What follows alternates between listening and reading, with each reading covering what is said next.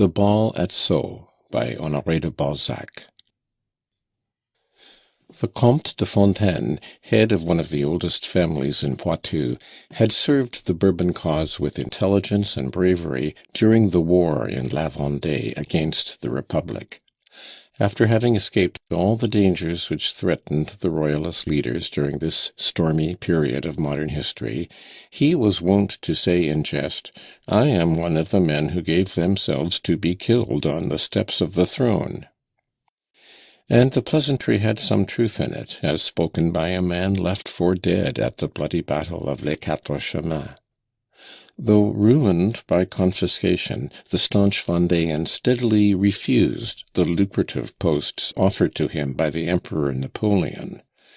Immovable in his aristocratic faith, he had blindly obeyed its precepts when he thought it fitting to choose a companion for life. In spite of the blandishments of a rich but revolutionary parvenu who valued the alliance at a high figure, he married Mademoiselle de Kergarouët, without a fortune, but belonging to one of the oldest families in Brittany. When the second revolution burst on Monsieur de Fontaine, he was encumbered with a large family. Though it was no part of the noble gentleman's views to solicit favours, he yielded to his wife's wish, left his country estate, of which the income barely sufficed to maintain his children, and came to Paris.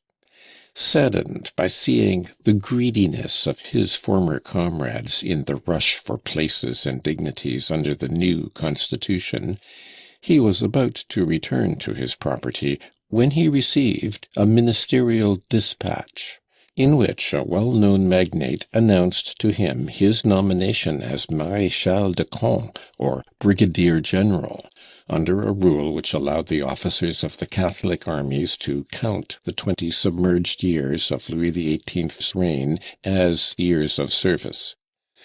Some days later he further received, without any solicitation, ex officio, the crosses of the Legion of Honor and of St. Louis. Shaken in his determination by these successive favours, due, as he supposed, to the monarch's remembrance, he was no longer satisfied with taking his family, as he had piously done every Sunday, to cry "Vive le Roi" in the hall of the Tuileries when the royal family passed through on their way to chapel. He craved the favour of a private audience. The audience, at once granted, was in no sense private. The royal drawing-room was full of old adherents, whose powdered heads, seen from above, suggested a carpet of snow. There the Count met some old friends, who received him somewhat coldly, but the princes he thought adorables, an enthusiastic expression which escaped him when the most gracious of his masters, to whom the Count had supposed himself to be known only by name, came to shake hands with him, and spoke of him as the most thorough Vendéan of them all. Notwithstanding this ovation, none of these august persons thought of inquiring as to the sum of his losses, or of the money he had poured so generously into the chests of the Catholic regiments. He discovered, a little late, that he had made war at his own cost. Towards the end of the evening he thought he might venture on a witty allusion to the state of his affairs, similar as it was to that of many other gentlemen. His Majesty laughed heartily enough. Any speech that bore the hall-mark of wit was certain to please him, but he nevertheless replied with one of those royal pleasantries whose sweetness is more formidable than the anger of a rebuke. One of the king's most intimate advisers took an opportunity of going up to the fortune-seeking Vendéan, and made him understand by a keen and polite hint that the time had not yet come for settling accounts with the sovereign, that there were bills of much longer standing than his on the books, and there no doubt they would remain as part of the history of the Revolution. The Count prudently withdrew from the venerable group, which formed a respectful semicircle before the august family. Then, having extricated his sword, not without some difficulty, from among the lean legs which had got mixed up with it, he crossed the courtyard of the Tuileries, and got into the hackney cab he had left on the quay. With the restive spirit which is peculiar to the nobility of the old school, in whom still survives the memory of the League and the day of the barricades in 1588, he bewailed himself in his cab, loudly enough to compromise him, over the change that had come over the court. "Formerly," he said to himself, "everyone could speak freely to the king of his own little affairs. The nobles could ask him a favour, or for money when it suited them. And nowadays one cannot recover the money advanced for his service without raising a scandal. By heaven! The cross of St. Louis and the rank of brigadier general will not make good the 300,000 livres I have spent out and out on the royal cause. I must speak to the king face to face in his own room." This scene cooled Monsieur de Fontaine's ardour all the more effectually because his requests for an interview were never answered. And indeed he saw the upstarts of the empire obtaining some of the offices reserved under the old monarchy for the highest families. "All is lost," he exclaimed one morning. "The king has certainly never been other than a revolutionary.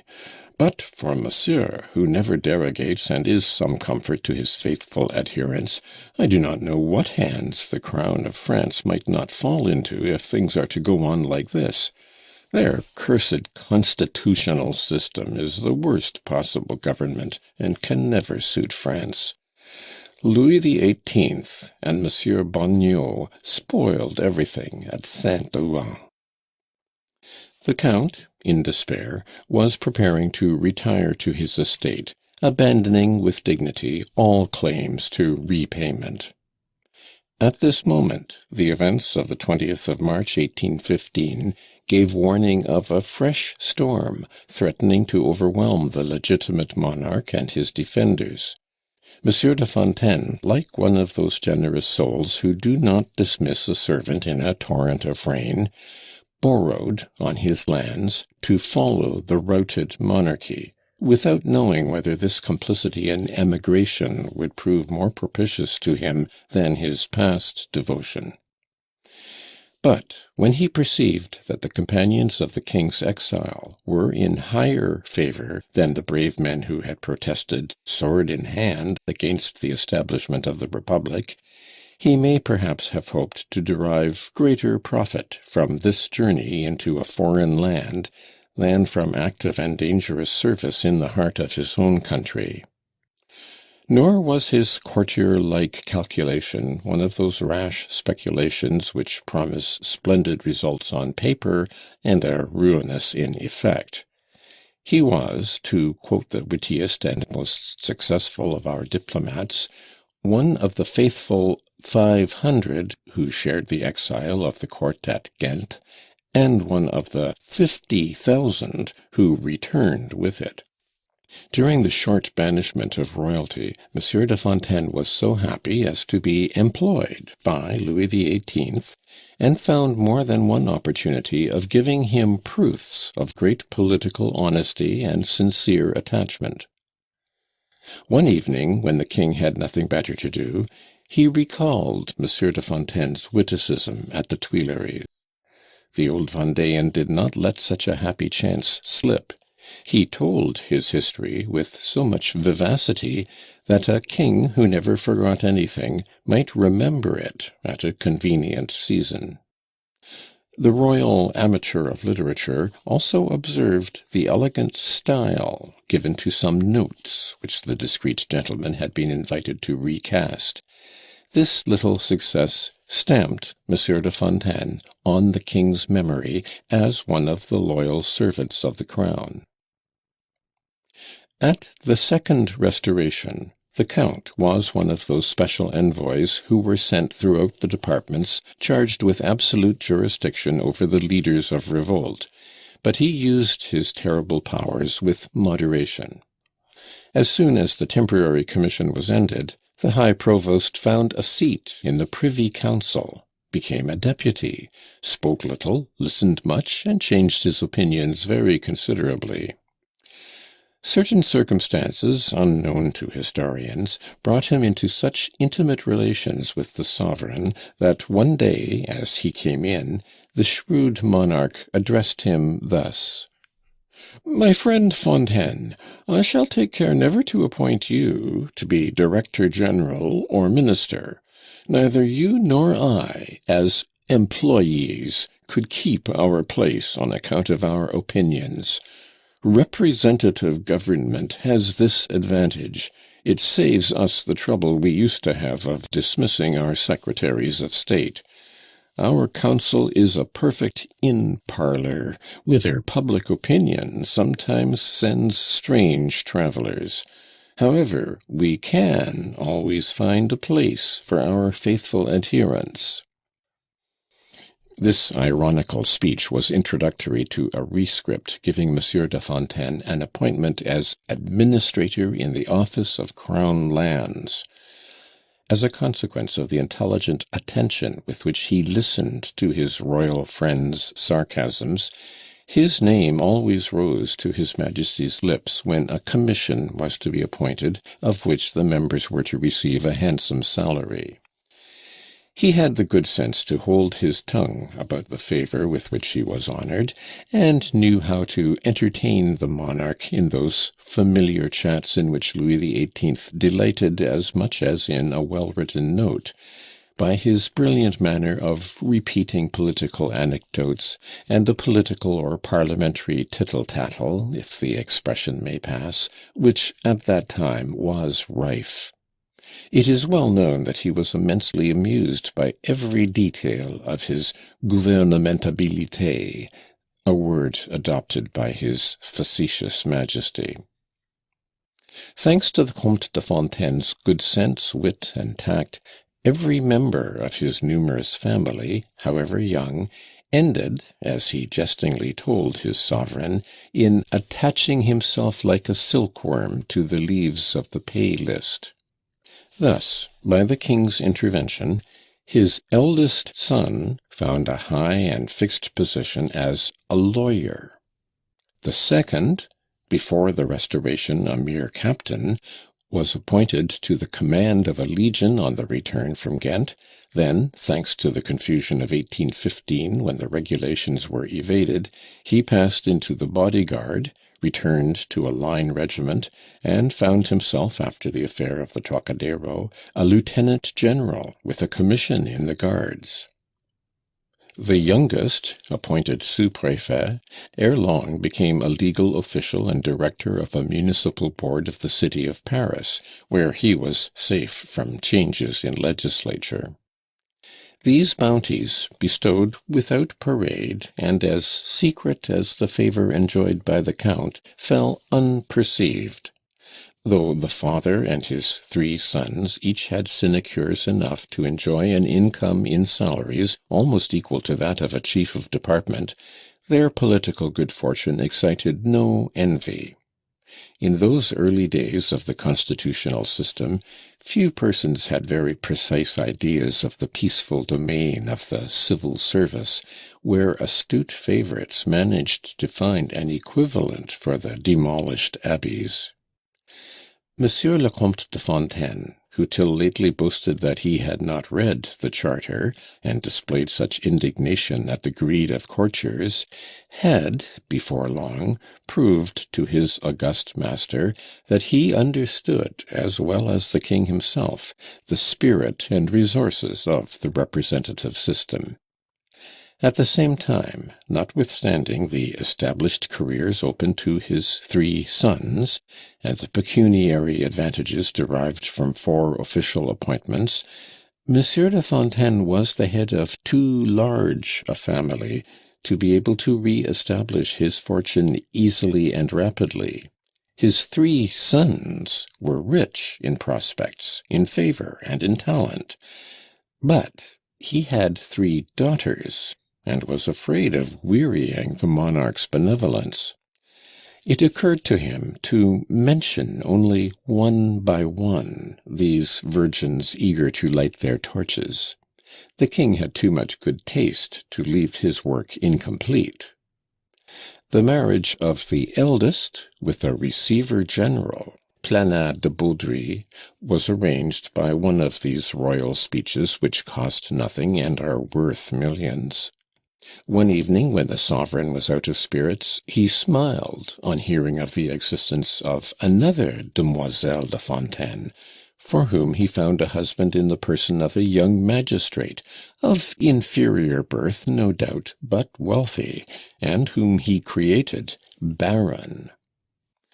When, the year after, the Vendéan spoke of Mademoiselle Émilie de Fontaine, the king replied in his thin, sharp tones, "Amicus Plato, sed magis amica natio." Then, a few days later, he treated his friend Fontaine to a quatrain, harmless enough, which he styled an epigram, in which he made fun of these three daughters so skilfully introduced under the form of a trinity.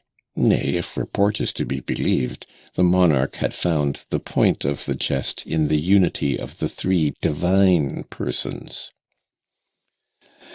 "If your majesty would only condescend to turn the epigram into an epithalamium," said the count, trying to turn the sally to good account. "Though I see the rhyme of it, I fail to see the reason," retorted the king, who did not relish any pleasantry, however mild, on the subject of his poetry.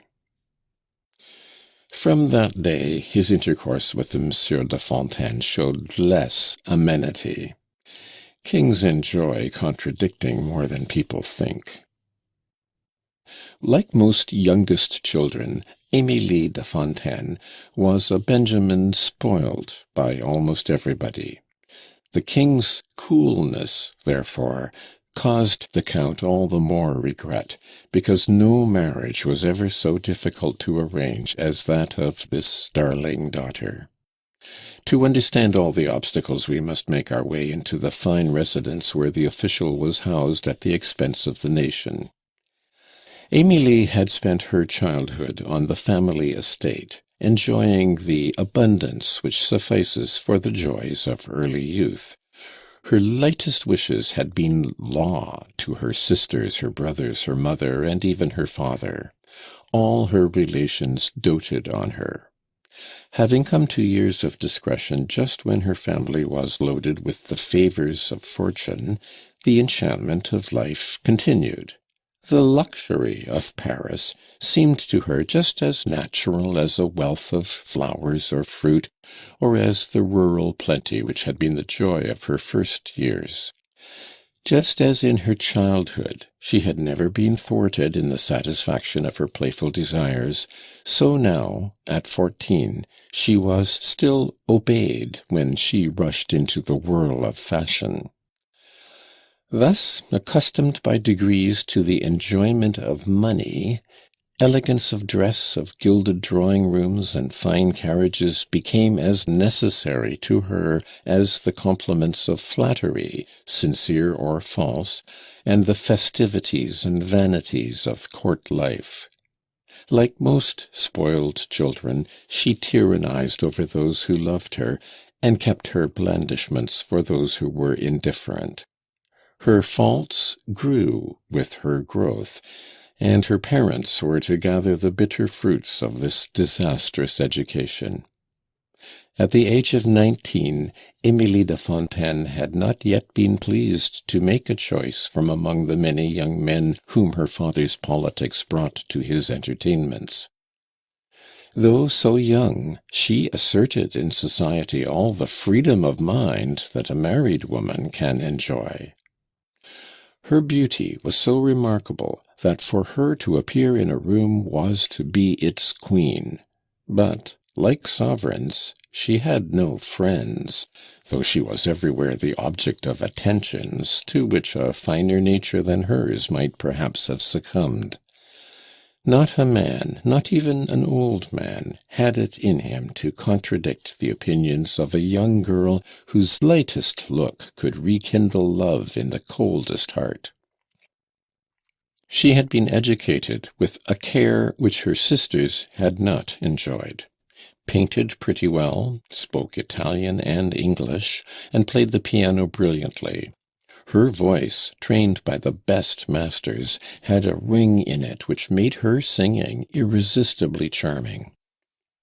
Clever and intimate with every branch of literature, she might have made folks believe that, as Mascarilla says, people of quality come into the world knowing everything.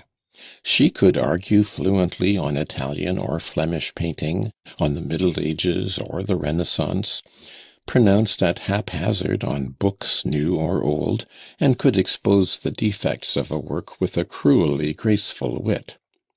The simplest thing she said was accepted by an admiring crowd as a fatwa of the Sultan by the Turks.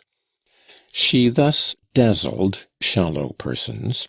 As to deeper minds, her natural tact enabled her to discern them, and for them she put forth so much fascination that, under cover of her charms, she escaped their scrutiny. This enchanting veneer covered a careless heart. The opinion, common to many young girls, that no one else dwelt in a sphere so lofty as to be able to understand the merits of her soul, and a pride based no less on her birth than on her beauty. In the absence of the overwhelming sentiment which, sooner or later, works havoc in a woman's heart, she spent her young ardor in an immoderate love of distinctions, and expressed the deepest contempt for persons of inferior birth. Supremely impertinent to all newly created nobility, she made every effort to get her parents recognized as equals by the most illustrious families of the Saint-Germain quarter. These sentiments had not escaped the observing eye of Monsieur de Fontaine, who more than once, when his two elder girls were married, had smarted under Émilie's sarcasm. Logical readers will be surprised to see the old royalist bestowing his eldest daughter on a receiver-general, possessed indeed of some old hereditary estates, but whose name was not preceded by the little word to which the throne owed so many partisans, and his second to a magistrate too lately baronified to obscure the fact that his father had sold firewood. This noteworthy change in the ideas of a noble on the verge of his 60th year, an age when men rarely renounce their convictions, was due not merely to his unfortunate residence in the modern Babylon, where sooner or later country folks all get their corners rubbed down. The Comte de Fontaine's new political conscience was also a result of the king's advice and friendship. The philosophical prince had taken pleasure in converting the Vendéan to the ideas required by the advance of the 19th century and the new aspect of the monarchy. Louis XVIII aimed at fusing parties as Napoleon had fused things and men. The legitimate king, who was not less clever perhaps than his rival, acted in a contrary direction. The last head of the House of Bourbon was just as eager to satisfy the Third Estate and the creations of the empire by curbing the clergy, as the first of the Napoleons had been to attract the grand old nobility or to endow the church. The Privy Councillor, being in the secret of these royal projects, had insensibly become one of the most prudent and influential leaders of that moderate party which most desired a fusion of opinion in the interests of the nation. He preached the expensive doctrines of constitutional government, and lent all his weight to encourage the political seesaw which enabled his master to rule France in the midst of storms. Perhaps Monsieur de Fontaine hoped that one of the sudden gusts of legislation, whose unexpected efforts then startled the oldest politicians, might carry him up to the rank of peer. One of his most rigid principles was to recognize no nobility in France but that of the peerage, the only families that might enjoy any privileges. "A nobility bereft of privileges," he would say, "is a tool without a handle." As far from Lafayette's party as he was from La Bourdonnais', he ardently engaged in the task of general reconciliation, which was to result in a new era and splendid fortunes for France. He strove to convince the families who frequented his drawing-room, or those whom he visited, how few favourable openings would henceforth be offered by a civil or military career.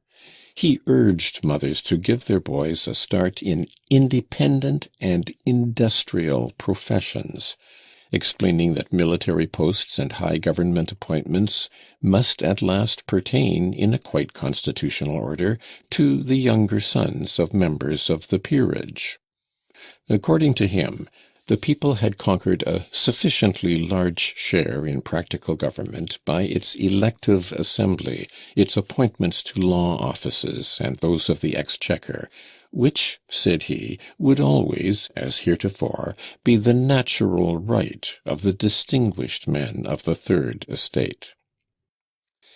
These new notions of the head of the Fontaines, and the prudent matches for his eldest girls to which they had led, met with strong resistance in the bosom of his family. The Comtesse de Fontaine remained faithful to the ancient beliefs which no woman could disown, who, through her mother, belonged to the Rohans.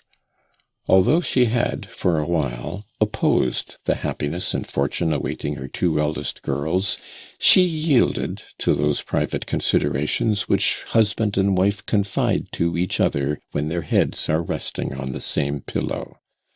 Monsieur de Fontaine calmly pointed out to his wife, by exact arithmetic, that their residence in Paris, the necessity of entertaining, the magnificence of the house which made up to them now for the privations so bravely shared in La Vendée, and the expense of their sons, swallowed up the chief part of their income from salaries. They must, therefore, seize, as a boon from heaven, the opportunities which offered for settling their girls with such wealth. Would they not some day enjoy 60, 80, 100,000 francs a year? Such advantageous matches were not to be met with every day for girls without a portion. Again, it was time that they should begin to think of economizing, to add to the estate of Fontaine, and re-establish the old territorial fortune of the family.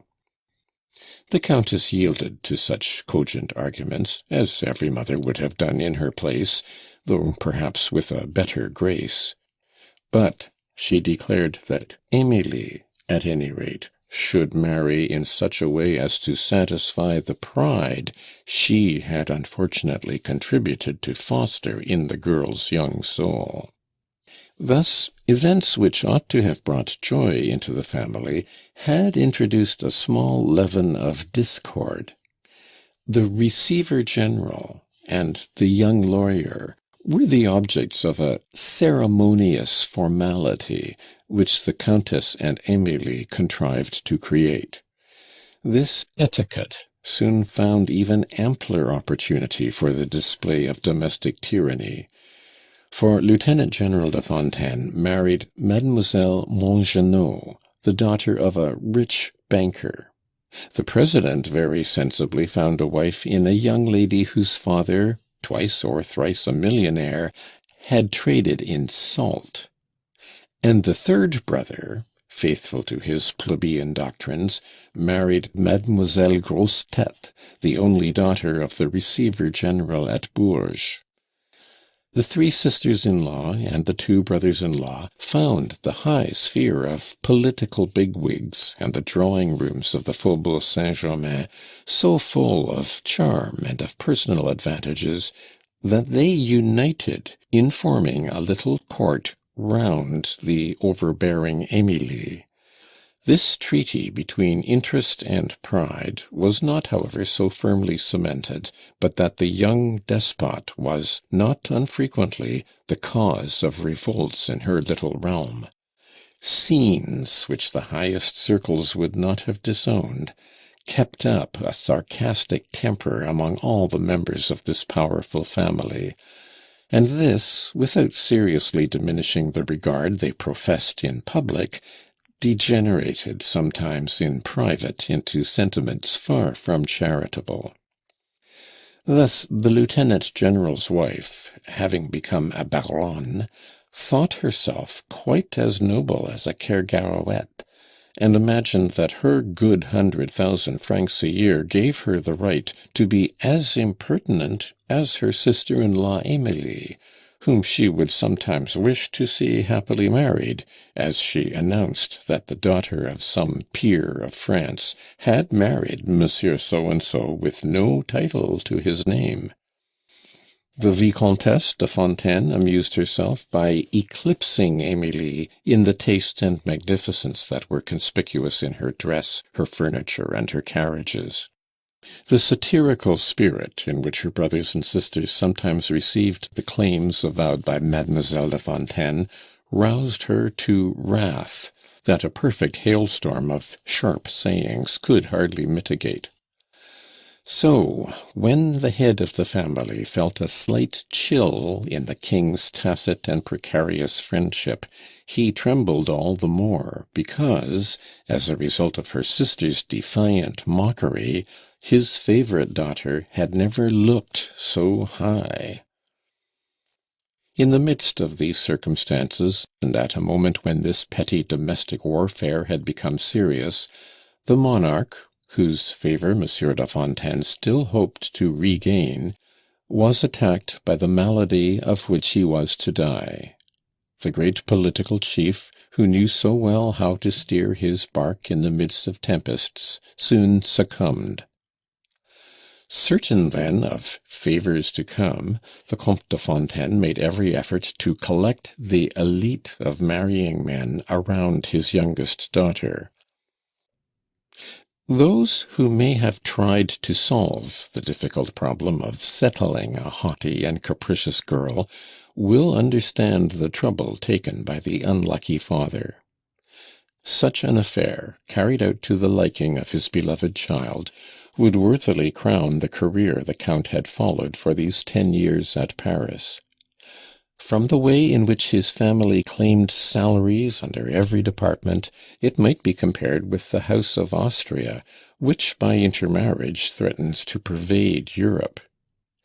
The old Vendéan was not to be discouraged in bringing forward suitors, so much had he his daughter's happiness at heart.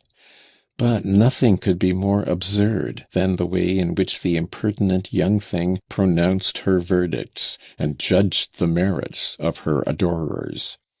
It might have been supposed that, like a princess in the Arabian Nights, Emilie was rich enough and beautiful enough to choose from among all the princes in the world.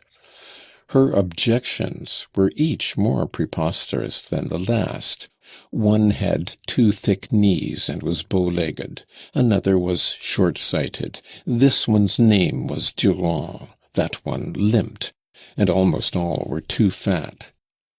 Livelier, more attractive, and gayer than ever, after dismissing 2 or 3 suitors, she rushed into the festivities of the winter season and to balls, where her keen eye criticized the celebrities of the day, delighted in encouraging proposals which she invariably rejected. Nature had bestowed on her all the advantages needed for playing the part of Célimène. Tall and slight, Emilie de Fontaine could assume a dignified or a frolicsome mien at her will. Her neck was rather long, allowing her to affect beautiful attitudes of scorn and impertinence. She had cultivated a large variety of those turns of the head and feminine gestures which emphasize so cruelly or so happily a hint of a smile. Fine black hair, thick and strongly arched eyebrows, lent her countenance an expression of pride, to which her coquettish instincts and her mirror had taught her to add terror by a stare, or gentleness by the softness of her gaze, by the set of the gracious curve of her lips, by the coldness or the sweetness of her smile. When Emilie meant to conquer a heart, her pure voice did not lack melody, but she could also give it a sort of curt clearness when she was minded to paralyze a partner's indiscreet tongue.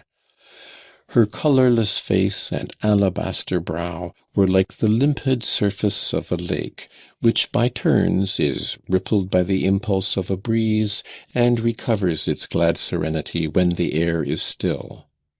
More than one young man, a victim to her scorn, accused her of acting a part, but she justified herself by inspiring her detractors with the desire to please her, and then subjecting them to all her most contemptuous caprice. Among the young girls of fashion, not one knew better than she how to assume an air of reserve when a man of talent was introduced to her, or how to display the insulting politeness which treats an equal as an inferior, and to pour out her impertinence on all who tried to hold their heads on a level with hers. Wherever she went, she seemed to be accepting homage rather than compliments, and even in a princess her airs and manner would have transformed the chair on which she sat into an imperial throne. Monsieur de Fontaine discovered too late how utterly the education of the daughter he loved had been ruined by the tender devotion of the whole family. The admiration which the world is at first ready to bestow on a young girl, but for which sooner or later it takes its revenge, had added to Emilie's pride and increased her self-confidence. Universal subservience had developed in her the selfishness natural to spoilt children, who, like kings, make a plaything of everything that comes to hand. As yet, the graces of youth and the charms of talent hid these faults from every eye, faults all the more odious in a woman, since she can only please by self-sacrifice and unselfishness. But nothing escapes the eye of a good father, and Monsieur de Fontaine often tried to explain to his daughter the more important pages of the mysterious book of life. Vain effort. He had to lament his daughter's capricious indocility and ironical shrewdness too often to persevere in a task so difficult as that of correcting an ill-disposed nature. He contented himself with giving her from time to time some gentle and kind advice, but he had the sorrow of seeing his tenderest words slide from his daughter's heart as if it were of marble. A father's eyes are slow to be unsealed, and it needed more than one experience before the old royalist perceived that his daughter's rare caresses were bestowed on him with an air of condescension. She was like young children who seem to say to their mother, "Make haste to kiss me, that I may go to play." In short, Emilie vouchsafed to be fond of her parents. But often, by those sudden whims which seem inexplicable in young girls, she kept aloof, and scarcely ever appeared. She complained of having to share her father's and mother's heart with too many people. She was jealous of everyone, even of her brothers and sisters. Then, after creating a desert about her, the strange girl accused all nature of her unreal solitude and her wilful griefs. Strong in the experience of her 20 years, she blamed fate, because, not knowing that the mainspring of happiness is in ourselves, she demanded it of the circumstances of life. She would have fled to the ends of the earth to escape a marriage such as those of her two sisters, and nevertheless her heart was full of horrible jealousy at seeing them married, rich, and happy. In short, she sometimes led her mother, who was as much a victim to her vagaries as Monsieur de Fontaine, to suspect that she had a touch of madness. But such aberrations are quite explicable. Nothing is commoner than this unconfessed pride developed in the heart of young girls belonging to families high in the social scale, and gifted by nature with great beauty. They are almost all convinced that their mothers, now 40 or 50 years of age, can neither sympathize with their young souls nor conceive of their imaginings. They fancy that most mothers, jealous of their girls, want to dress them in their own way with the premeditated purpose of eclipsing them or robbing them of admiration. Hence, often, secret tears and dumb revolt against supposed tyranny. In the midst of these woes, which become very real though built on an imaginary basis, they have also a mania for composing a scheme of life, while casting for themselves a brilliant horoscope. Their magic consists in taking their dreams for reality. Secretly, in their long meditations, they resolve to give their heart and hand to none but the man possessing this or the other qualification, and they paint, in fancy, a model to which, whether or no, the future lover must correspond. After some little experience of life, and the serious reflections that come with years, by dint of seeing the world and its prosaic round, by dint of observing unhappy examples, the brilliant hues of their ideal are extinguished. Then, one fine day, in the course of events, they are quite astonished to find themselves happy without the nuptial poetry of their daydreams. It was on the strength of that poetry that Mademoiselle Emilie de Fontaine, in her slender wisdom, had drawn up a programme to which a suitor must conform to be accepted. Hence her disdain and sarcasm. Though young and of an ancient family, he must be a peer of France, said she to herself. I could not bear not to see my coat of arms on the panels of my carriage among the folds of azure mantling, not to drive like the princes down the broad walk of the Champs-Élysées on the days of Longchamp in Holy Week. Besides, my father says that it will some day be the highest dignity in France.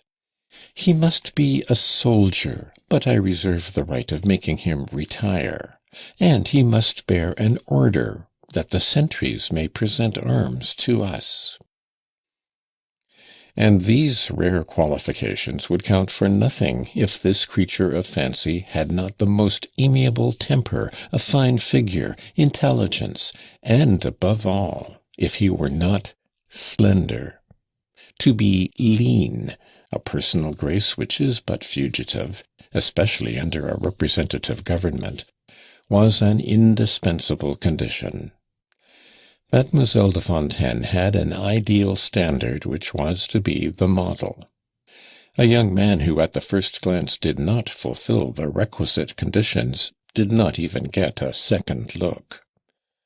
"Good heavens, see how fat he is!" was, with her, the utmost expression of contempt. To hear her, people of respectable corpulence were incapable of sentiment, bad husbands, and unfit for civilized society. Though it is esteemed a beauty in the East, to be fat seemed to her a misfortune for a woman, but in a man it was a crime. These paradoxical views were amusing, thanks to a certain liveliness of rhetoric. The Count felt, nevertheless, that by and by his daughter's affections, of which the absurdity would be evident to some women who were not less clear-sighted than merciless, would inevitably become a subject of constant ridicule. He feared lest her eccentric notions should deviate into bad style. He trembled to think that the pitiless world might already be laughing at a young woman who remained so long on the stage without arriving at any conclusion of the drama she was playing. More than one actor in it, disgusted by a refusal, seemed to be waiting for the slightest turn of ill luck to take his revenge. The indifferent, the lookers-on, were beginning to weary of it. Admiration is always exhausting to human beings. The old Vendéen knew better than anyone that if there is an art in choosing the right moment for coming forward on the boards of the world, on those of the court, in a drawing-room, or on the stage, it is still more difficult to quit them in the nick of time. So, during the first winter after the accession of Charles X, he redoubled his efforts, seconded by his 3 sons and his sons-in-law, to assemble in the rooms of his official residence the best matches which Paris and the various deputations from departments could offer. The splendor of his entertainments, the luxury of his dining-room and his dinners fragrant with truffles, rivaled the famous banquets by which the ministers of that time secured the vote of their parliamentary recruits. The honourable deputy was consequently pointed at as a most influential corrupter of the legislative honesty of the illustrious chamber that was dying, as it would seem, of indigestion. A whimsical result. His efforts to get his daughter married secured him a splendid popularity. He perhaps found some covert advantage in selling his truffles twice over. This accusation, started by certain mocking liberals, who made up by their flow of words for their small following in the chamber, was not a success. The Poitevin gentleman had always been so noble and so honourable that he was not once the object of those epigrams which the malicious journalism of the day hurled at the 300 votes of the centre, at the ministers, the cooks, the directors general, the princely amphitryons, and the official supporters of the Villèle ministry.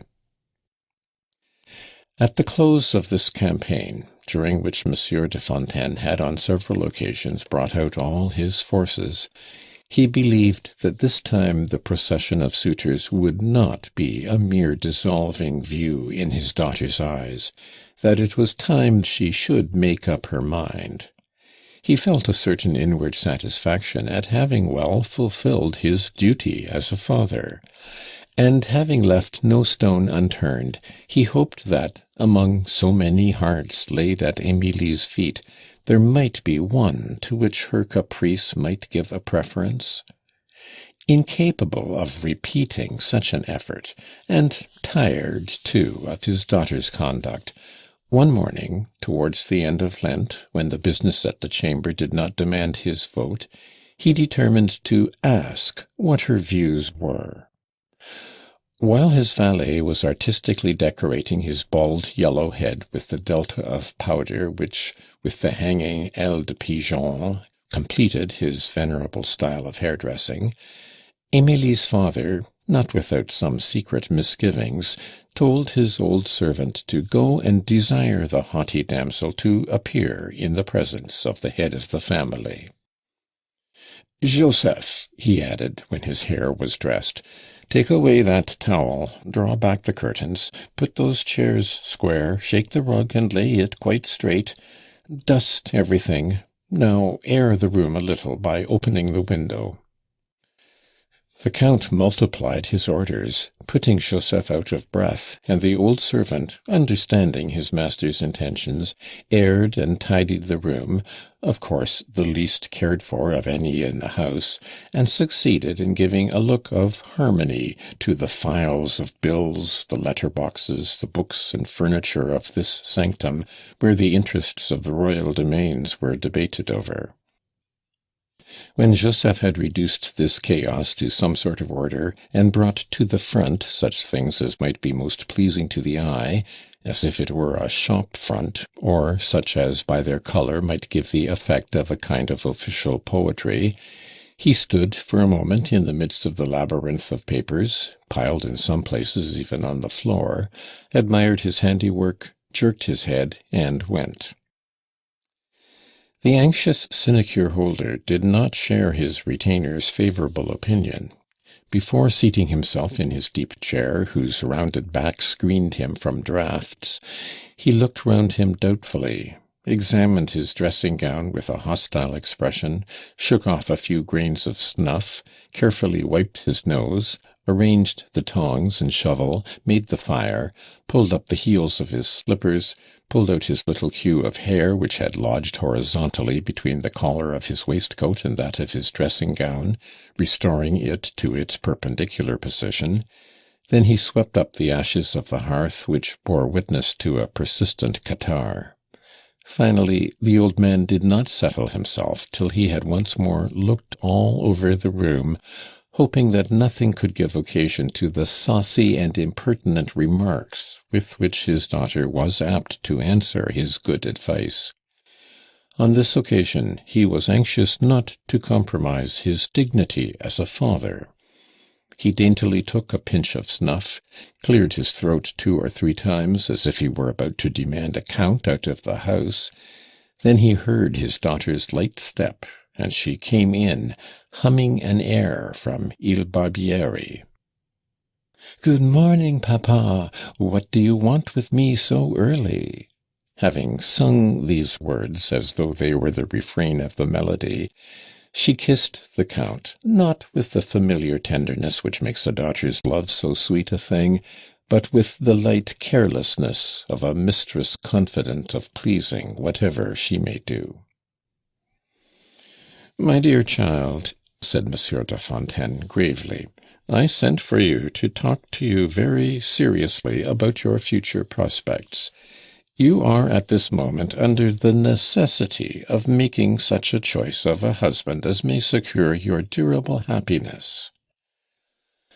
"My good father," replied Emilie, assuming her most coaxing tone of voice to interrupt him, "it strikes me that the armistice on which we agreed as to my suitors is not yet expired." "Emilie, we must to-day forbear from jesting on so important a matter.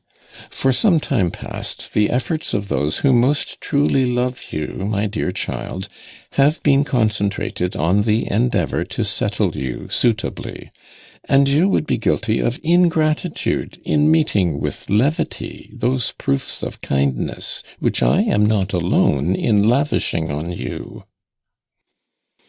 As she heard these words, after flashing a mischievously inquisitive look at the furniture of her father's study, the young girl brought forward the armchair which looked as if it had been least used by petitioners, set it at the side of the fireplace so as to sit facing her father, and settled herself in so solemn an attitude that it was impossible not to read in it a mocking intention, crossing her arms over the dainty trimmings of a pelerine à la neige, and ruthlessly crushing its endless frills of white tulle. After a laughing side glance at her old father's troubled face, she broke silence.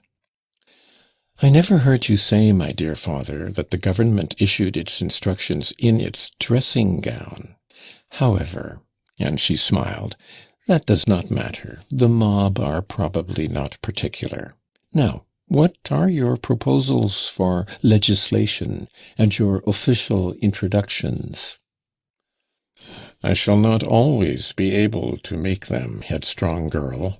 Listen, Emilie, it is my intention no longer to compromise my reputation, which is part of my children's fortune, by recruiting the regiment of dancers which, spring after spring, you put to rout. You have already been the cause of many dangerous misunderstandings with certain families. I hope to make you perceive more truly the difficulties of your position and of ours. You are 22, my dear child, and you ought to have been married nearly 3 years since. Your brothers and your 2 sisters are richly and happily provided for, but, my dear, The expenses occasioned by these marriages, and the style of housekeeping you require of your mother, have made such inroads on our income, that I can hardly promise you 100,000 francs as a marriage portion. From this day forth I shall think only of providing for your mother, who must not be sacrificed to her children. Emilie, if I were to be taken from my family, Madame de Fontaine could not be left at anybody's mercy, and ought to enjoy the affluence which I have given her too late as a reward of her devotion in my misfortunes. You see, my child, that the amount of your fortune bears no relation to your notions of grandeur. Even that would be such a sacrifice as I have not hitherto made for either of my children, but they have generously agreed not to expect in the future any compensation for the advantage thus given to a too favoured child. In their position, said Emilie, with an ironical toss of her head. My dear, do not so depreciate those who love you. Only the poor are generous as a rule. The rich have always excellent reasons for not handing over 20,000 francs to a relation. Come, my child, do not pout. Let us talk rationally. Among the young marrying men, have you noticed Monsieur de Manerville? Oh, he minces his words. He says Zoule instead of Jules. He is always looking at his feet because he thinks them small, and he gazes at himself in the glass. Besides, he is fair. I don't like fair men. Well, then, Monsieur de Beaudenord? He is not noble. He is ill-made and stout. He is dark, it is true. If the two gentlemen could agree to combine their fortunes, and the first would give his name and his figure to the second, who should keep his dark hair, then perhaps— What can you say against Monsieur de Rastignac? Madame de Nucingen has made a banker of him, she said with meaning. And our cousin, the Vicomte de Portenduère? A mere boy, who dances badly. Besides, he has no fortune. And after all, papa, none of these people have titles. I want, at least, to be a countess, like my mother. Have you seen no one, then, this winter? No, papa. What then do you want? The son of a peer of France.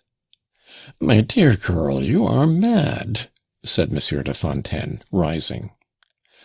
But he suddenly lifted his eyes to heaven, and seemed to find a fresh fount of resignation in some religious thought. Then, with a look of fatherly pity at his daughter, who herself was moved, he took her hand, pressed it, and said with deep feeling, God is my witness, poor mistaken child. I have conscientiously discharged my duty to you as a father. Conscientiously, do I say? Most lovingly, my Emilie. Yes, God knows, this winter I have brought before you more than one good man, whose character, whose habits, and whose temper were known to me, and all seemed worthy of you. My child, my task is done. From this day forth, you are the arbiter of your fate, and I consider myself both happy and unhappy at finding myself relieved of the heaviest of paternal functions. I know not whether you will for any long time now hear a voice which to you has never been stern, but remember that conjugal happiness does not rest so much on brilliant qualities and ample fortune as on reciprocal esteem. This happiness is, in its nature, modest and devoid of show. So now, my dear, my consent is given beforehand, whoever the son-in-law may be whom you introduce to me. But if you should be unhappy, Remember, you will have no right to accuse your father. I shall not refuse to take proper steps and help you, only your choice must be serious and final. I will never twice compromise the respect due to my white hairs." The affection thus expressed by her father, the solemn tones of his urgent address, deeply touched Mademoiselle de Fontaine, but she concealed her emotion, seated herself on her father's knees, for he had dropped all tremulous into his chair again, caressed him fondly, and coaxed him so engagingly that the old man's brow cleared. As soon as Emilie thought that her father had got over his painful agitation, she said, in a gentle voice, "I have to thank you for your graceful attention, my dear father. You have had your room set in order to receive your beloved daughter. You did not perhaps know that you would find her so foolish and so headstrong. But, papa, is it so difficult to get married to a peer of France? You declared that they were manufactured by dozens. At least you will not refuse to advise me?" "No, my poor child, no. And more than once I may have occasion to cry, 'Beware!' Remember that the making of peers is so recent a force in our government machinery that they have no great fortunes. Those who are rich look to becoming richer. The wealthiest member of our peerage has not half the income of the least rich lord in the English upper chamber.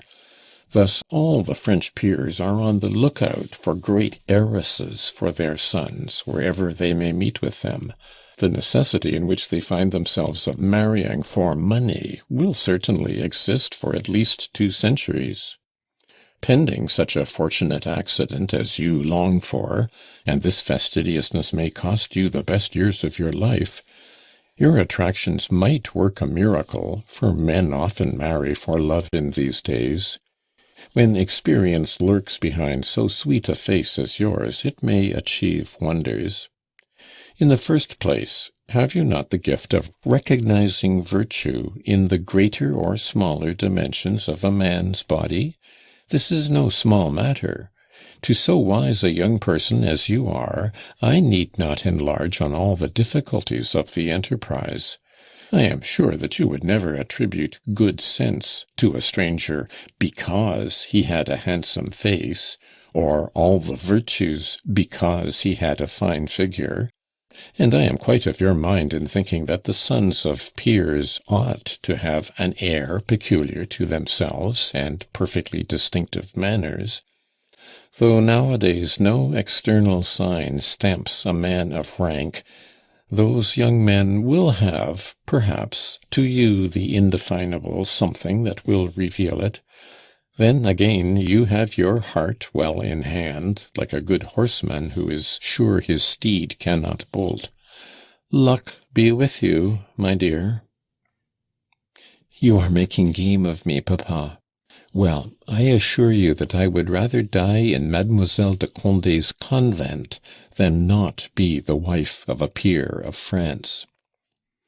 She slipped out of her father's arms, and, proud of being her own mistress, went off singing the air of Cara non dubitare in the Matrimonio Segreto. As it happened, the family were that day keeping the anniversary of a family fête. At dessert, Madame Planat, the Receiver-General's wife, spoke with some enthusiasm of a young American owning an immense fortune, who had fallen passionately in love with her sister, and made, through her, the most splendid proposals. "A banker, I rather think," observed Emilie carelessly. "I do not like money dealers." "But, Emilie," replied the Baron de Verlaine, the husband of the Count's second daughter, "you do not like lawyers either, so that if you refuse men of wealth who have not titles, I do not quite see in what class you are to choose a husband." "Especially, Emilie, with your standard of slimness," added the Lieutenant General. "I know what I want," replied the young lady. My sister wants a fine name, a fine young man, fine prospects, and 100,000 francs a year, said the Baronne de Fontaine. Monsieur de Marsay, for instance. I know, my dear, retorted Emilie, that I do not mean to make such a foolish marriage as some I have seen. Moreover, to put an end to these matrimonial discussions, I hereby declare that I shall look on anyone who talks to me of marriage as a foe to my peace of mind. An uncle of Emilie's, a vice-admiral whose fortune had just been increased by 20,000 francs a year in consequence of the Act of Indemnity, and a man of 70, feeling himself privileged to say hard things to his grandniece, on whom he doted, in order to mollify the bitter tone of the discussion, now exclaimed, "Do not tease my poor little Emilie. Don't you see she is waiting till the Duc de Bordeaux comes of age?" The old man's pleasantry was received with general laughter. "Take care I don't marry you, old fool," replied the young girl, whose last words were happily drowned in the noise. "My dear children," said Madame de Fontaine, to soften this saucy retort, "Emilie, like you, will take no advice but her mother's." "Bless me, I shall take no advice but my own, in a matter which concerns no one but myself," said Mademoiselle de Fontaine very distinctly. At this all eyes were turned to the head of the family. Everyone seemed anxious as to what he would do to assert his dignity. The venerable gentleman enjoyed much consideration, not only in the world.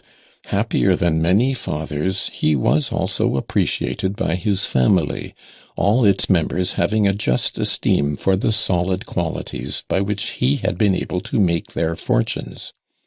Hence he was treated with the deep respect which is shown by English families and some aristocratic houses on the Continent to the living representatives of an ancient pedigree. Deep silence had fallen, and the guests looked alternately from the spoilt girl's proud and sulky pout to the severe faces of Monsieur and Madame de Fontaine. "I have made my daughter Emilie mistress of her own fate," was the reply spoken by the Count in a deep voice. Relations and guests gazed at Mademoiselle de Fontaine with mingled curiosity and pity. The words seemed to declare that fatherly affection was weary of the contest with a character that the whole family knew to be incorrigible. The sons-in-law muttered, and the brothers glanced at their wives with mocking smiles. From that moment everyone ceased to take any interest in the haughty girl's prospects of marriage. Her old uncle was the only person who, as an old sailor, ventured to stand on her tack and take her broadsides, without ever troubling himself to return her fire. When the fine weather was settled, and after the budget was voted, the whole family, a perfect example of the parliamentary families on the northern side of the Channel, who have a footing in every government department and 10 votes in the House of Commons, flew away like a brood of young birds to the charming neighbourhoods of Aulnay, Antony, and Châtenay. The wealthy Receiver-General had lately purchased in this part of the world a country house for his wife, who remained in Paris only during the session. Though the fair Emilie despised the commonalty, her feeling was not carried so far as to scorn the advantages of a fortune acquired in a profession, so she accompanied her sister to the sumptuous villa, less out of affection for the members of her family who were visiting there, than because fashion has ordained that every woman who has any self-respect must leave Paris in the summer. The green seclusion of Sceaux answered to perfection the requirements of good style and of the duties of an official position. As it is extremely doubtful that the fame of the Bal de Sceaux should ever have extended beyond the borders of the department of the Seine, it will be necessary to give some account of this weekly festivity, which at that time was important enough to threaten to become an institution. The environs of the little town of Sceaux enjoy a reputation due to the scenery, which is considered enchanting. Perhaps it is quite ordinary, and owes its fame only to the stupidity of the Paris townsfolk, who, emerging from the stony abyss in which they are buried, would find something to admire in the flats of La Beauce. However, as the poetic shades of Aulnay, the hillsides of Antony, and the valley of the Bièvre are peopled with artists who have travelled far, by foreigners who are very hard to please, and by a great many pretty women not devoid of taste, it is to be supposed that the Parisians are right. But Sceaux possesses another attraction not less powerful to the Parisian. In the midst of a garden, whence there are delightful views, stands a large rotunda, open on all sides, with a light spreading roof supported on elegant pillars. This rural baldacchino shelters a dancing floor. The most stuck-up landowners of the neighbourhood rarely fail to make an excursion thither once or twice during the season, arriving at this rustic palace of terpsichore either in dashing parties on horseback, or in the light and elegant carriages which powder the philosophical pedestrian with dust. The hope of meeting some women of fashion, and of being seen by them, and the hope, less often disappointed, of seeing young peasant girls as wily as judges, crowds the ballroom at Sceaux with numerous swarms of lawyers' clerks, of the disciples of Aesculapius, and other youths whose complexions are kept pale and moist by the damp atmosphere of Paris back-shops. And a good many bourgeois marriages have had their beginning to the sound of the band occupying the centre of this circular ballroom. If that roof could speak, what love stories could it not tell? This interesting medley gave the Sceaux balls at that time a spice of more amusement than those of 2 or 3 places of the same kind near Paris.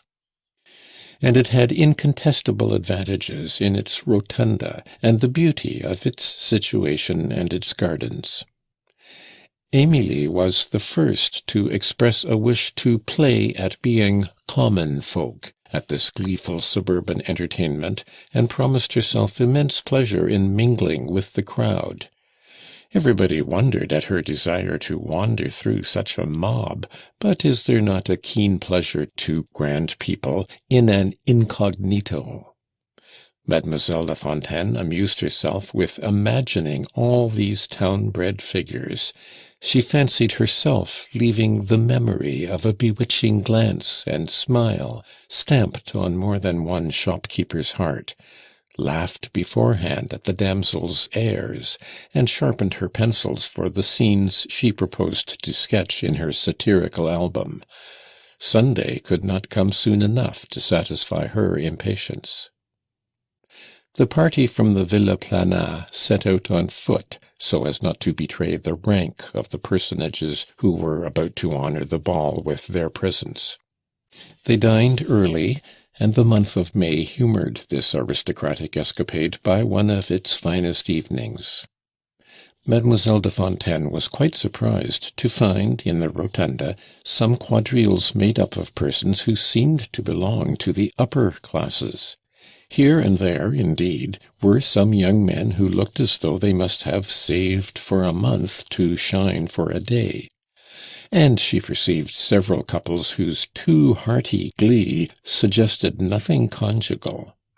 Still, she could only glean instead of gathering a harvest. She was amused to see that pleasure in a cotton dress was so very like pleasure robed in satin, and that the girls of the middle class danced quite as well as ladies, nay, sometimes better. Most of the women were simply and suitably dressed. Those who in this assembly represented the ruling power, that is to say, the country folk, kept apart with wonderful politeness.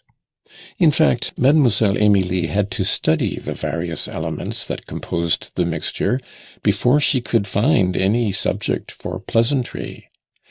But she had not time to give herself up to malicious criticism, or opportunity for hearing many of the startling speeches which caricaturists so gladly pick up. The haughty young lady suddenly found a flower in this wide field, the metaphor is reasonable, whose splendor and coloring worked on her imagination with all the fascination of novelty. It often happens that we look at a dress, a hanging, a blank sheet of paper, with so little heed that we do not at first detect a stain or a bright spot, which afterwards strikes the eye as though it had come there at the very instant when we see it. And by a sort of moral phenomenon, somewhat resembling this, Mademoiselle de Fontaine discovered in a young man the external perfection of which she had so long dreamed. Seated on one of the clumsy chairs which marked the boundary line of the circular floor, she had placed herself at the end of the row formed by the family party, so as to be able to stand up or push forward as her fancy moved her, treating the living pictures and groups in the hall as if she were in a picture gallery, impertinently turning her eyeglass on persons not 2 yards away, and making her remarks as though she were criticizing or praising a study of a head, a painting of genre. Her eyes, after wandering over the vast moving picture, were suddenly caught by this figure, which seemed to have been placed on purpose in one corner of the canvas, and in the best light, like a person out of all proportion with the rest. The stranger, alone and absorbed in thought, leaned lightly against one of the columns that supported the roof. His arms were folded, and he leaned slightly on one side, as though he had placed himself there to have his portrait taken by a painter. His attitude, though full of elegance and dignity, was devoid of affectation. Nothing suggested that he had half turned his head and bent it a little to the right, like Alexander or Lord Byron and some other great men, for the sole purpose of attracting attention. His fixed gaze followed a girl who was dancing, and betrayed some strong feeling. His slender, easy frame recalled the noble proportions of the Apollo. Fine black hair curled naturally over a high forehead.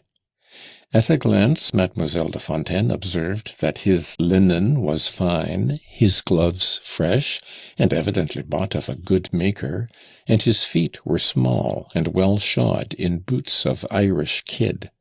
He had none of the vulgar trinkets displayed by the dandies of the National Guard, or the Lovelaces of the counting-house. A black ribbon, to which an eyeglass was attached, hung over a waistcoat of the most fashionable cut. Never had the fastidious Emilie seen a man's eyes shaded by such long curled lashes. Melancholy and passion were expressed in this face, and the complexion was of a manly olive hue.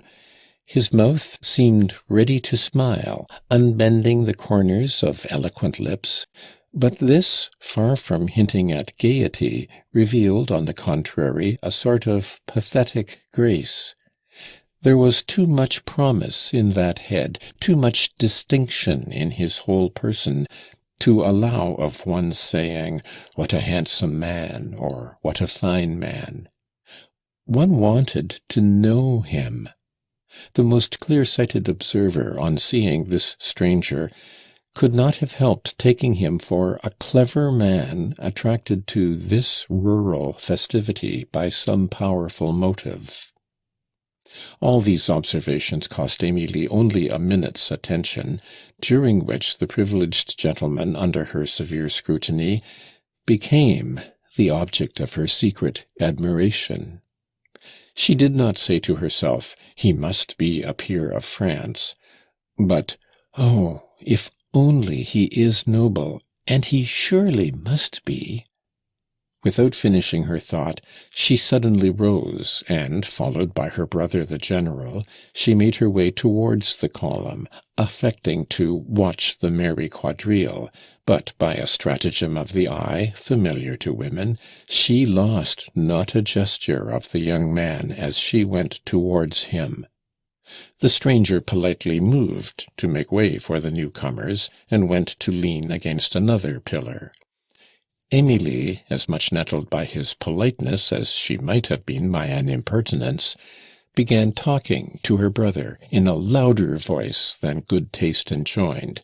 She turned and tossed her head, gesticulated eagerly, and laughed for no particular reason, less to amuse her brother than to attract the attention of the imperturbable stranger. None of her little arts succeeded. Mademoiselle de Fontaine then followed the direction in which his eyes were fixed, and discovered the cause of his indifference. In the midst of the quadrille, close in front of them, a pale girl was dancing. Her face was like one of the divinities which Girodet has introduced into his immense composition of French warriors received by Ossian. Emilie fancied that she recognized her as a distinguished milady who for some months had been living on a neighbouring estate. Her partner was a lad of about 15, with red hands, and dressed in nankeen trousers, a blue coat, and white shoes, which showed that the damsel's love of dancing made her easy to please in the matter of partners. Her movements did not betray her apparent delicacy, but a faint flush already tinged her white cheeks, and her complexion was gaining colour.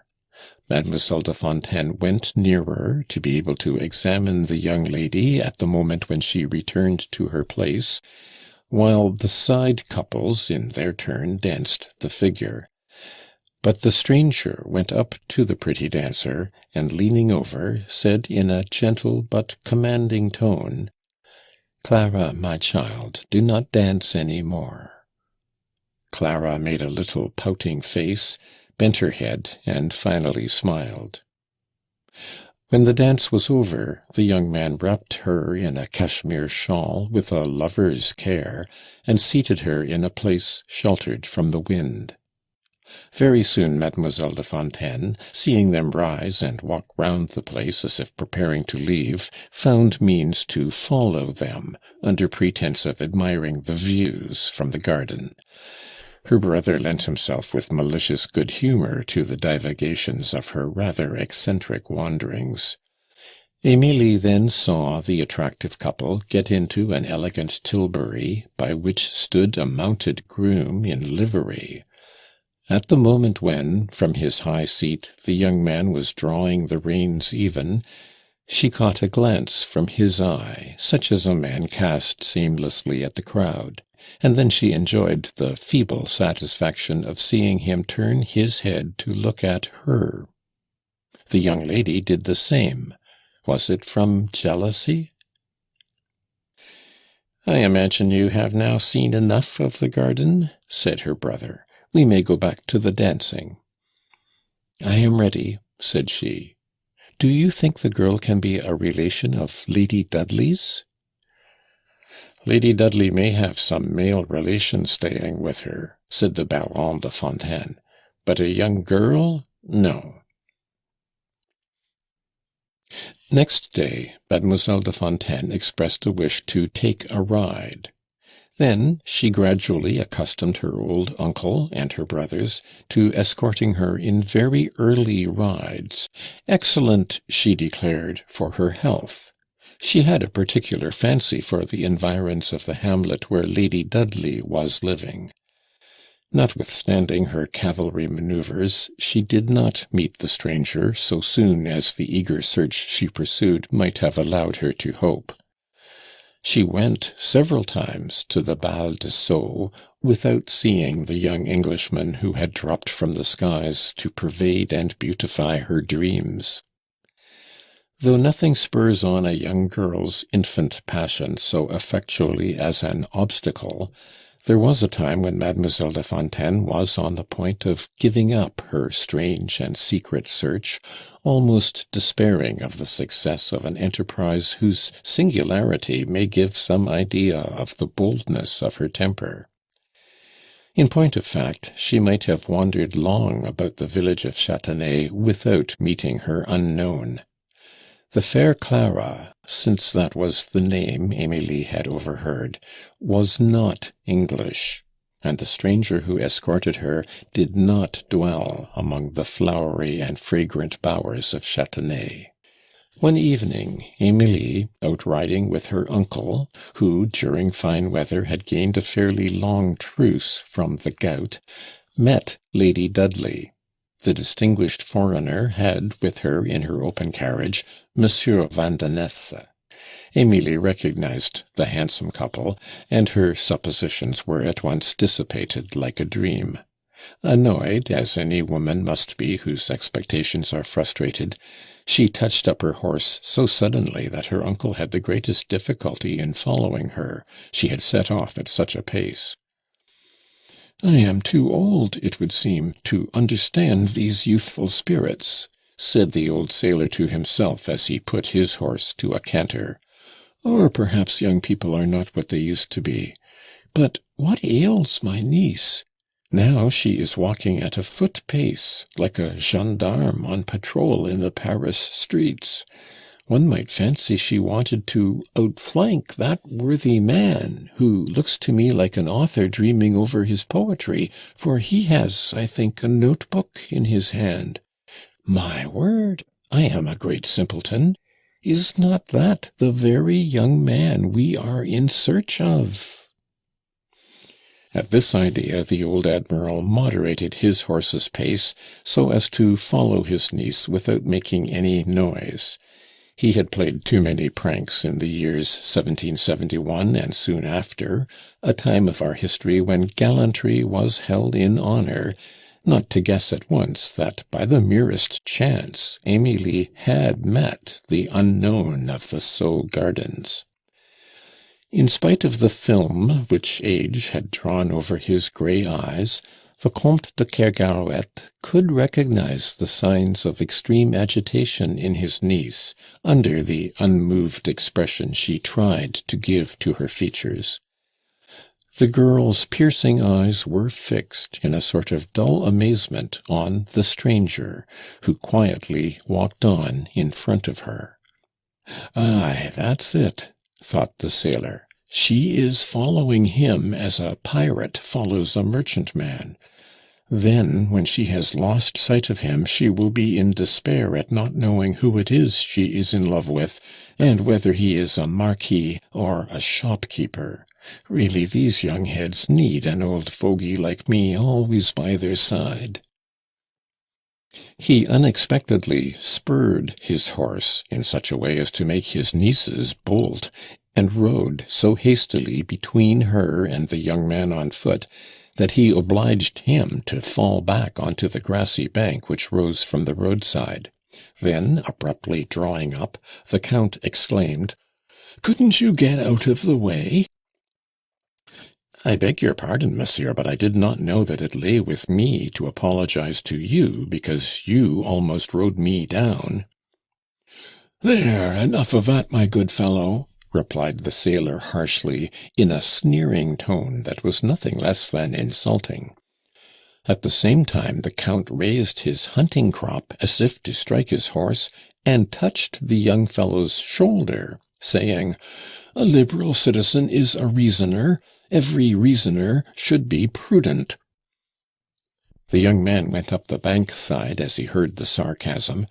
Then he crossed his arms and said in an excited tone of voice, "I cannot suppose, monsieur, as I look at your white hairs, that you still amuse yourself by provoking duels." "White hairs!" cried the sailor, interrupting him. "You lie in your throat. They are only grey." A quarrel thus begun had in a few seconds become so fierce that the younger man forgot the moderation he had tried to preserve. Just as the Comte de Kergarouët saw his niece coming back to them with every sign of the greatest uneasiness, he told his antagonist his name, bidding him keep silence before the young lady entrusted to his care.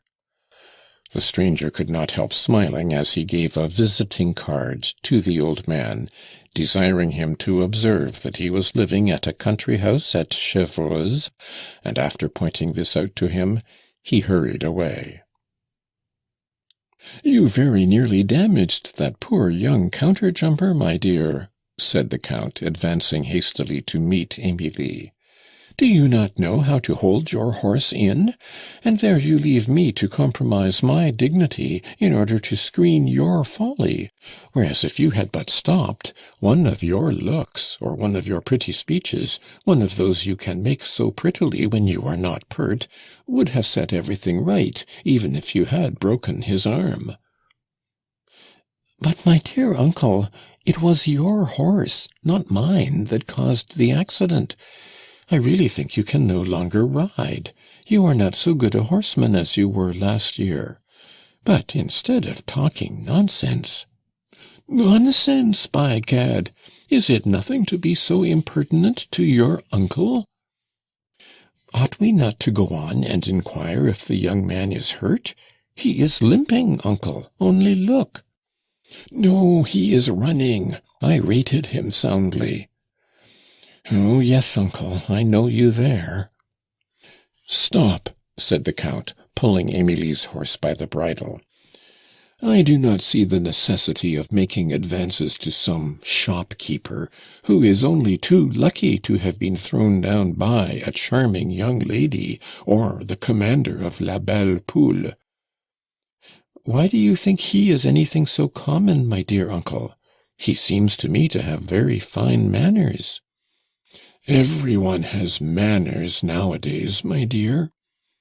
"No, uncle, not everyone has the air and style which come of the habit of frequenting drawing-rooms, and I am ready to lay a bet with you that the young man is of noble birth." "You had not long to study him." "No, but it is not the first time I have seen him." "Nor is it the first time you have looked for him," replied the Admiral with a laugh. Emilie coloured. Her uncle amused himself for some time with her embarrassment. Then he said, "Emilie, you know that I love you as my own child, precisely because you are the only member of the family who has the legitimate pride of high birth. Devil take it, child, who could have believed that sound principles would become so rare?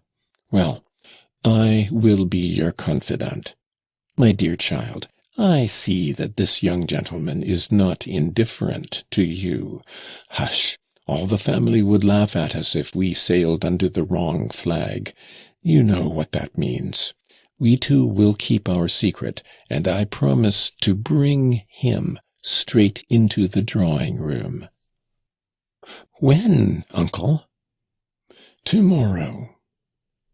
"But, my dear uncle, I am not committed to anything."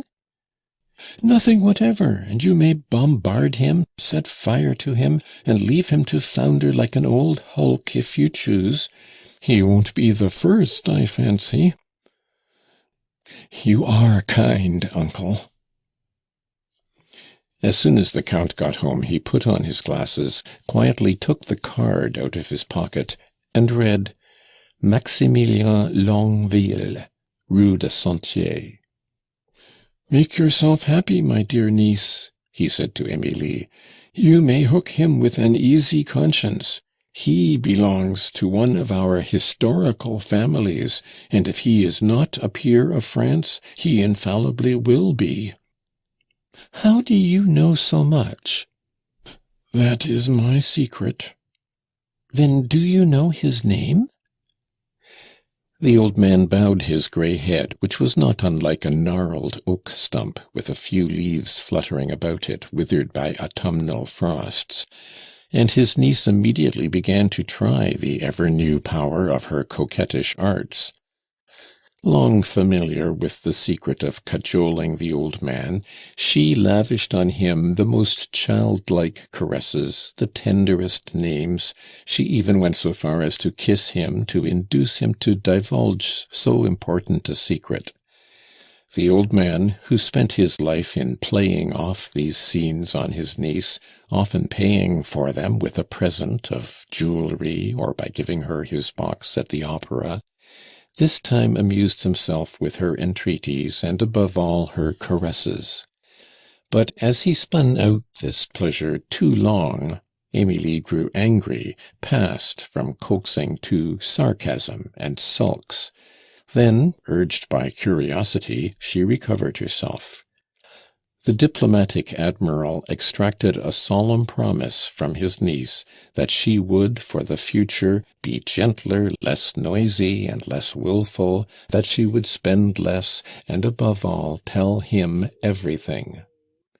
The treaty being concluded, and signed by a kiss impressed on Emilie's white brow, he led her into a corner of the room, drew her onto his knee, held the card under the thumbs so as to hide it, and then uncovered the letters one by one, spelling the name of Longueville. But he firmly refused to show her anything more. This incident added to the intensity of Mademoiselle de Fontaine's secret sentiment, and during the chief part of the night she evolved the most brilliant pictures from the dreams with which she had fed her hopes. At last, thanks to chance, to which she had so often appealed, Emilie could now see something very unlike a chimera at the fountainhead of the imaginary wealth with which she gilded her married life. Ignorant, as all young girls are, of the perils of love and marriage, she was passionately captivated by the externals of marriage and love. Is not this as much as to say that her feeling had birth like all the feelings of extreme youth, sweet but cruel mistakes, which exert a fatal influence on the lives of young girls so inexperienced as to trust their own judgment to take care of their future happiness? Next morning, before Emilie was awake, her uncle had hastened to Chevreuse. On recognizing, in the courtyard of an elegant little villa, the young man he had so determinedly insulted the day before, he went up to him with the pressing politeness of men of the old court. "Why, my dear sir, who could have guessed that I should have a brush, at the age of 73, with the son or the grandson of one of my best friends? I am a vice-admiral, monsieur. Is not that as much as to say that I think no more of fighting a duel than of smoking a cigar? Why, in my time, no two young men could be intimate till they had seen the colour of their blood. But, 'sdeath, sir, last evening, sailor-like, I had taken a drop too much grog on board, and I ran you down. Shake hands. I would rather take 100 rebuffs from a Longueville than cause his family the smallest regret." However coldly the young man tried to behave to the Comte de Kergarouët, he could not resist the frank cordiality of his manner, and presently gave him his hand. "You were going out riding," said the Count. "Do not let me detain you, but, unless you have other plans, I beg you will come to dinner to-day at the Villa Planat. My nephew, the Comte de Fontaine, is a man it is essential that you should know. And I propose to make up to you for my clumsiness by introducing you to 5 of the prettiest women in Paris. So, young man, your brow is clearing. I am fond of young people, and I like to see them happy. Their happiness reminds me of the good times of my youth, when adventures were not lacking, any more than duels. We were gay dogs then. Nowadays you think and worry over everything, as though there had never been a 15th and a 16th century." "But, monsieur, are we not in the right? The 16th century only gave religious liberty to Europe, and the 19th will give it political liberty." "Oh, we will not talk politics. I am a perfect old woman, ultra, you see, but I do not hinder young men from being revolutionary, so long as they leave the king at liberty to disperse their assemblies." When they had gone a little way, and the Count and his companion were in the heart of the woods, the old sailor pointed out a slender young birch sapling, pulled up his horse, took out one of his pistols, and the bullet was lodged in the heart of the tree, 15 paces away. "You see, my dear fellow, that I am not afraid of a duel," he said with comical gravity, as he looked at Monsieur Longueville. "Nor am I," replied the young man, promptly cocking his pistol. He aimed at the hole made by the Comte's bullet, and sent his own close to it. "That is what I call a well-educated man," cried the Admiral with enthusiasm. During this ride with the youth, whom he already regarded as his nephew, he found endless opportunities of catechizing him on all the trifles of which a perfect knowledge constituted, according to his private code, an accomplished gentleman. "Have you any debts?" he at last asked of his companion, after many other inquiries. "No, monsieur." "What, you pay for all you have?" "Punctually, otherwise we should lose our credit, and every sort of respect." "But at least you have more than one mistress? Aha, you blush, comrade. Well, manners have changed. All these notions of lawful order, Kantism, and liberty have spoilt the young men. You have no Guimard now, no Doutet, no creditors, and you know nothing of heraldry. Why, my dear young friend, you are not fully fledged. The man who does not sow his wild oats in the spring sows them in the winter. If I have but 80,000 francs a year at the age of 70, it is because I ran through the capital at 30. Oh, with my wife, in decency and honor. However, your imperfections will not interfere with my introducing you at the Pavillon Plana. Remember, you have promised to come, and I shall expect you." "What an odd little old man," said Longueville to himself. "He is so jolly and hale, but though he wishes to seem a good fellow, I will not trust him too far." Next day, at about 4 o'clock, when the house party were dispersed in the drawing-rooms and billiard-room, a servant announced to the inhabitants of the Villa Plana, Monsieur de Longueville. On hearing the name of the old Admiral's protégé, everyone, down to the player who was about to miss his stroke, rushed in, as much to study Mademoiselle de Fontaine's countenance as to judge of this phoenix of men, who had earned honourable mention to the detriment of so many rivals. A simple but elegant style of dress, an air of perfect ease, polite manners, a pleasant voice with a ring in it which found a response in the hearer's heartstrings, won the goodwill of the family for Monsieur Longueville. He did not seem unaccustomed to the luxury of the Receiver General's ostentatious mansion. Though his conversation was that of a man of the world, it was easy to discern that he had had a brilliant education, and that his knowledge was as thorough as it was extensive. He knew so well the right thing to say in a discussion on naval architecture, trivial, it is true, started by the old Admiral, that one of the ladies remarked that he must have passed through the École Polytechnique. "And I think, madame," he replied, "that I may regard it as an honour to have got in." In spite of urgent pressing, he refused, politely but firmly, to be kept to dinner, and put an end to the persistency of the ladies by saying that he was the Hippocrates of his young sister, whose delicate health required great care. "Monsieur is perhaps a medical man?" asked one of Emilie's sisters-in-law with ironical meaning. "Monsieur has left the École Polytechnique," Mademoiselle de Fontaine kindly put in. Her face had flushed with richer colour as she learned that the young lady of the ball was Monsieur Longueville's sister. "But, my dear, he may be a doctor and yet have been to the École Polytechnique. Is it not so, monsieur?" "There is nothing to prevent it, madame," replied the young man. Every eye was on Emilie, who was gazing with uneasy curiosity at the fascinating stranger. She breathed more freely when he added, not without a smile, "I have not the honour of belonging to the medical profession, and I even gave up going into the engineers in order to preserve my independence."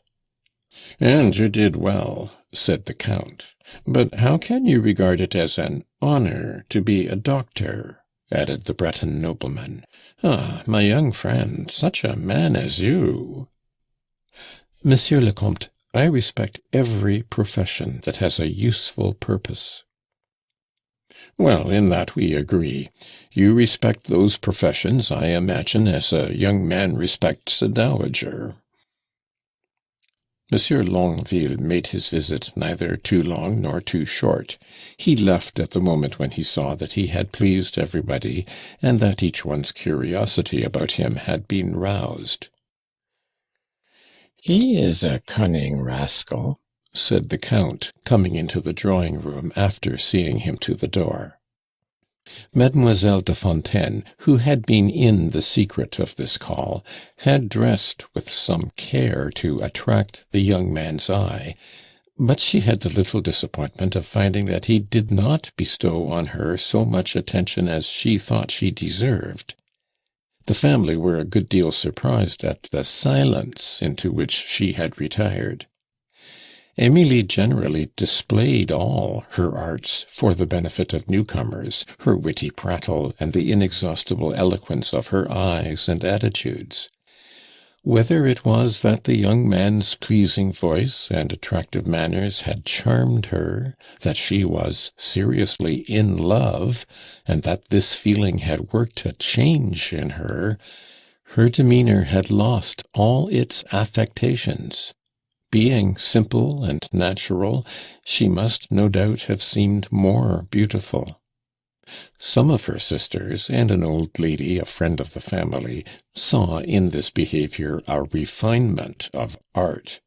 They supposed that Emilie, judging the man worthy of her, intended to delay revealing her merits, so as to dazzle him suddenly when she found that she pleased him. Every member of the family was curious to know what this capricious creature thought of the stranger. But when, during dinner, everyone chose to endow Monsieur Longueville with some fresh quality which no one else had discovered, Mademoiselle de Fontaine sat for some time in silence. A sarcastic remark of her uncle's suddenly roused her from her apathy. She said, somewhat epigrammatically, that such heavenly perfection must cover some great defect, and that she would take good care how she judged so gifted a man at first sight. "Those who please everybody please nobody," she added, "and the worst of all faults is to have none." Like all girls who are in love, Emilie cherished the hope of being able to hide her feelings at the bottom of her heart by putting the Argus eyes that watched on the wrong tack.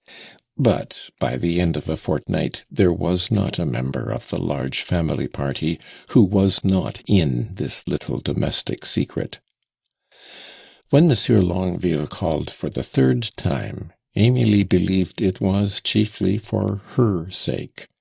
This discovery gave her such intoxicating pleasure that she was startled as she reflected on it. There was something in it very painful to her pride. Accustomed as she was to be the centre of her world, she was obliged to recognize a force that attracted her outside herself. She tried to resist, but she could not chase from her heart the fascinating image of the young man. Then came some anxiety. Two of Monsieur Longueville's qualities, very adverse to general curiosity, and especially to Mademoiselle de Fontaine's, were unexpected modesty and discretion. He never spoke of himself, of his pursuits, or of his family. The hints Emilie threw out in conversation, and the traps she laid to extract from the young fellow some facts concerning himself, he could evade with the adroitness of a diplomatist concealing a secret. If she talked of painting, he responded as a connoisseur. If she sat down to play, he showed without conceit that he was a very good pianist. One evening he delighted all the party by joining his delightful voice to Emilie's in one of Cimarosa's charming duets. But when they tried to find out whether he were a professional singer, he baffled them so pleasantly that he did not afford these women, practised as they were in the art of reading feelings, the least chance of discovering to what social sphere he belonged. However boldly the old uncle cast the boarding hooks over the vessel, Longueville slipped away cleverly, so as to preserve the charm of mystery, and it was easy to him to remain the handsome stranger at the villa, because curiosity never overstepped the bounds of good breeding. Emilie, distracted by this reserve, hoped to get more out of the sister than the brother, in the form of confidences. Aided by her uncle, who was as skilful in such manoeuvres as in handling a ship, she endeavoured to bring upon the scene the hitherto unseen figure of Mademoiselle Clara Longueville. The family party at the Villa Planat soon expressed the greatest desire to make the acquaintance of so amiable a young lady, and to give her some amusement. An informal dance was proposed and accepted. The ladies did not despair of making a young girl of 16 talk. Notwithstanding the little clouds piled up by suspicion and created by curiosity, a light of joy shone in Emilie's soul, for she found life delicious when thus intimately connected with another than herself. She began to understand the relations of life. Whether it is that happiness makes us better, or that she was too fully occupied to torment other people, she became less caustic, more gentle and indulgent. This change in her temper enchanted and amazed her family. Perhaps at last her selfishness was being transformed to love. It was a deep delight to her to look for the arrival of her bashful and unconfessed adorer.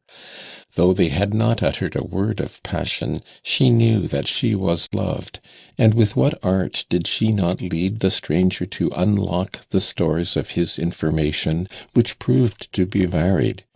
She perceived that she, too, was being studied, and that made her endeavour to remedy the defects her education had encouraged. Was not this her first homage to love, and a bitter reproach to herself? She desired to please, and she was enchanting. She loved, and she was idolized. Her family, knowing that her pride would sufficiently protect her, gave her enough freedom to enjoy the little childish delights which give to first love its charm and its violence. More than once the young man and Mademoiselle de Fontaine walked tete-a-tete in the avenues of the garden, where nature was dressed like a woman going to a ball. More than once they had those conversations, aimless and meaningless, in which the emptiest phrases are those which cover the deepest feelings. They often admired together the setting sun and its gorgeous colouring. They gathered daisies to pull the petals off, and sang the most impassioned duets, using the notes set down by Pergolesi or Rossini as faithful interpreters to express their secrets. The day of the dance came. Clara Longueville and her brother, whom the servants persisted in honouring with the noble de, were the principal guests. For the first time in her life, Mademoiselle de Fontaine felt pleasure in a young girl's triumph. She lavished on Clara, in all sincerity, the gracious petting and little attentions which women generally give each other only to excite the jealousy of men.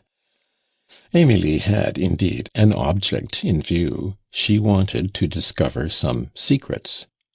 But, being a girl, Mademoiselle Longueville showed even more mother-wit than her brother, for she did not even look as if she were hiding a secret, and kept the conversation to subjects unconnected with personal interests, while at the same time she gave it so much charm that Mademoiselle de Fontaine was almost envious, and called her the Siren.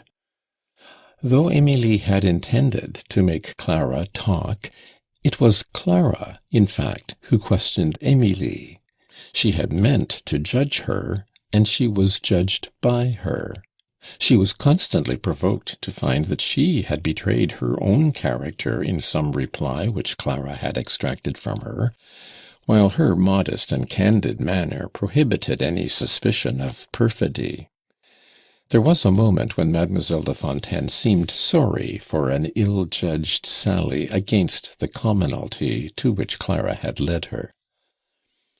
"Mademoiselle," said the sweet child, "I have heard so much of you from Maximilien that I had the keenest desire to know you out of affection for him, but is not a wish to know you a wish to love you?" "My dear Clara, I feared I might have displeased you by speaking thus of people who are not of noble birth." "Oh, be quite easy. That sort of discussion is pointless in these days. As for me, it does not affect me. I am beside the question." Ambitious as the answer might seem, it filled Mademoiselle de Fontaine with the deepest joy. For, like all infatuated people, she explained it, as oracles are explained, in the sense that harmonized with her wishes. She began dancing again in higher spirits than ever, as she watched Longueville, whose figure and grace almost surpassed those of her imaginary ideal. She felt added satisfaction in believing him to be well born. Her black eyes sparkled, and she danced with all the pleasure that comes of dancing in the presence of the being we love. The couple had never understood each other as well as at this moment. More than once they felt their finger-tips thrill and tremble as they were married in the figures of the dance. The early autumn had come to the handsome pair, in the midst of country festivities and pleasures. They had abandoned themselves softly to the tide of the sweetest sentiment in life, strengthening it by 1,000 little incidents which anyone can imagine, for love is, in some respects, always the same. They studied each other through it all, as much as lovers can. "Well, well, a flirtation never turns so quickly into a love match," said the old uncle, who kept an eye on the two young people as a naturalist watches an insect in the microscope. The speech alarmed Monsieur and Madame Fontaine. The old Vendéan had ceased to be so indifferent to his daughter's prospects as he had promised to be. He went to Paris to seek information, and found none. Uneasy at this mystery, and not yet knowing what might be the outcome of the inquiry which he had begged a Paris friend to institute with reference to the family of Longueville, he thought it was his duty to warn his daughter to behave prudently. The fatherly admonition was received with mock submission, spiced with irony. "At least, my dear Emilie, if you love him, do not own it to him."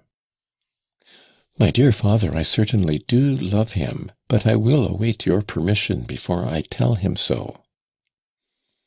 "But remember, Emilie, you know nothing of his family or his pursuits." "I may be ignorant, but I am content to be. But, father, you wished to see me married. You left me at liberty to make my choice. My choice is irrevocably made. What more is needful?" "It is needful to ascertain, my dear, whether the man of your choice is the son of a peer of France," the venerable gentleman retorted sarcastically. Emilie was silent for a moment. She presently raised her head, looked at her father, and said somewhat anxiously, "Are not the Longuevilles—" "They became extinct in the person of the old Duc de Rostein-Limburg, who perished on the scaffold in 1793. He was the last representative of the last and younger branch." "But, papa, there are some very good families descended from bastards. The history of France swarms with princes bearing the bar sinister on their shields." "Your ideas are much changed," said the old man with a smile. The following day was the last that the Fontaine family were to spend at the Pavillon Planat. Emilie, greatly disturbed by her father's warning, awaited with extreme impatience the hour at which young Longueville was in the habit of coming, to wring some explanation from him. She went out after dinner, and walked alone across the shrubbery towards an arbour fit for lovers, where she knew that the eager youth would seek her, and as she hastened thither she considered of the best way to discover so important a matter without compromising herself, a rather difficult thing. Hitherto no direct avowal had sanctioned the feelings which bound her to this stranger. Like Maximilien, she had secretly enjoyed the sweetness of first love, but both were equally proud, and each feared to confess that love. Maximilien Longueville, to whom Clara had communicated her not unfounded suspicions as to Emilie's character, was by turns carried away by the violence of a young man's passion, and held back by a wish to know and test the woman to whom he would be entrusting his happiness. His love had not hindered him from perceiving in Emilie the prejudices which marred her young nature. But before attempting to counteract them, he wished to be sure that she loved him, for he would no sooner risk the fate of his love than of his life. He had therefore persistently kept a silence, to which his looks, his behaviour, and his smallest actions gave the lie. On her side, the self-respect natural to a young girl, augmented in Mademoiselle de Fontaine by the monstrous vanity founded on her birth and beauty, kept her from meeting the declaration half-way, which her growing passion sometimes urged her to invite. Thus the lovers had instinctively understood the situation, without explaining to each other their secret motives. There are times in life when such vagueness pleases youthful minds. Just because each had postponed speaking too long, they seemed to be playing a cruel game of suspense. He was trying to discover whether he was beloved, by the effort any confession would cost his haughty mistress. She every minute hoped that he would break a too respectful silence. Emilie, seated on a rustic bench, was reflecting on all that had happened in these 3 months full of enchantment. Her father's suspicions were the last that could appeal to her. She even disposed of them at once by 2 or 3 of those reflections natural to an inexperienced girl, which to her seemed conclusive. Above all, she was convinced that it was impossible that she should deceive herself. All the summer through she had not been able to detect in Maximilien a single gesture or a single word which could indicate a vulgar origin or vulgar occupations. Nay, more, his manner of discussing things revealed a man devoted to the highest interests of the nation. Besides, she reflected, an office clerk, a banker, or a merchant would not be at leisure to spend a whole season in paying his addresses to me in the midst of woods and fields, wasting his time as freely as a nobleman who has life before him free of all care. She had given herself up to meditations far more interesting to her than these preliminary thoughts, when a slight rustling in the leaves announced to her that Maximilien had been watching her for a minute, not probably without admiration. "Do you know that it is very wrong to take a young girl thus unawares?" she asked him, smiling. "Especially when they are busy with their secrets," replied Maximilien archly. "Why should I not have my secrets? You certainly have yours." "Then you really were thinking of your secrets?" he went on, laughing. "No, I was thinking of yours. My own, I know." "But perhaps my secrets are yours, and yours mine," cried the young man, softly seizing Mademoiselle de Fontaine's hand and drawing it through his arm. After walking a few steps, they found themselves under a clump of trees which the hues of the sinking sun wrapped in a haze of red and brown. This touch of natural magic lent a certain solemnity to the moment. The young man's free and eager action, and above all the throbbing of his surging heart, whose hurried beating spoke to Emilie's arm, stirred her to an emotion that was all the more disturbing because it was produced by the simplest and most innocent circumstances.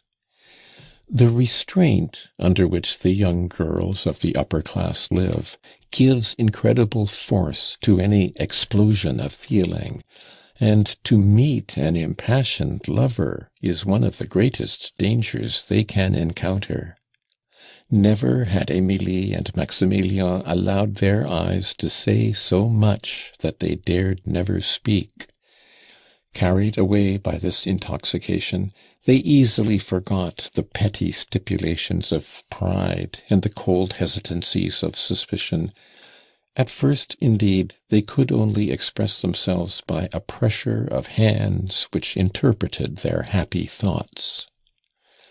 After slowly pacing a few steps in long silence, Mademoiselle de Fontaine spoke. "Monsieur, I have a question to ask you," she said, trembling and in an agitated voice. "But remember, I beg, that it is in a manner compulsory on me, from the rather singular position I am in with regard to my family." A pause, terrible to Emilie, followed these sentences, which she had almost stammered out. During the minute while it lasted, the girl, haughty as she was, dared not meet the flashing eye of the man she loved, for she was secretly conscious of the meanness of the next words she added. "Are you of noble birth?" As soon as the words were spoken, she wished herself at the bottom of a lake. "Mademoiselle," Longueville gravely replied, and his face assumed a sort of stern dignity, "I promise to answer you truly as soon as you shall have answered in all sincerity a question I will put to you." He released her arm, and the girl suddenly felt alone in the world, as he said, "What is your object in questioning me as to my birth?" She stood motionless, cold, and speechless. "Mademoiselle," Maximilien went on, "let us go no further if we do not understand each other. I love you," he said in a voice of deep emotion. "Well, then," he added, as he heard the joyful exclamation she could not suppress, "why ask me if I am of noble birth?" "Could he speak so if he were not?" cried a voice within her, which Emilie believed came from the depths of her heart. She gracefully raised her head, seemed to find new life in the young man's gaze, and held out her hand as if to renew the alliance. "You thought I cared very much for dignities?" said she, with keen archness. "I have no titles to offer my wife," he replied in a half-sportive, half-serious tone. "But if I choose one of high rank, and among women whom a wealthy home has accustomed to the luxury and pleasures of a fine fortune, I know what such a choice requires of me.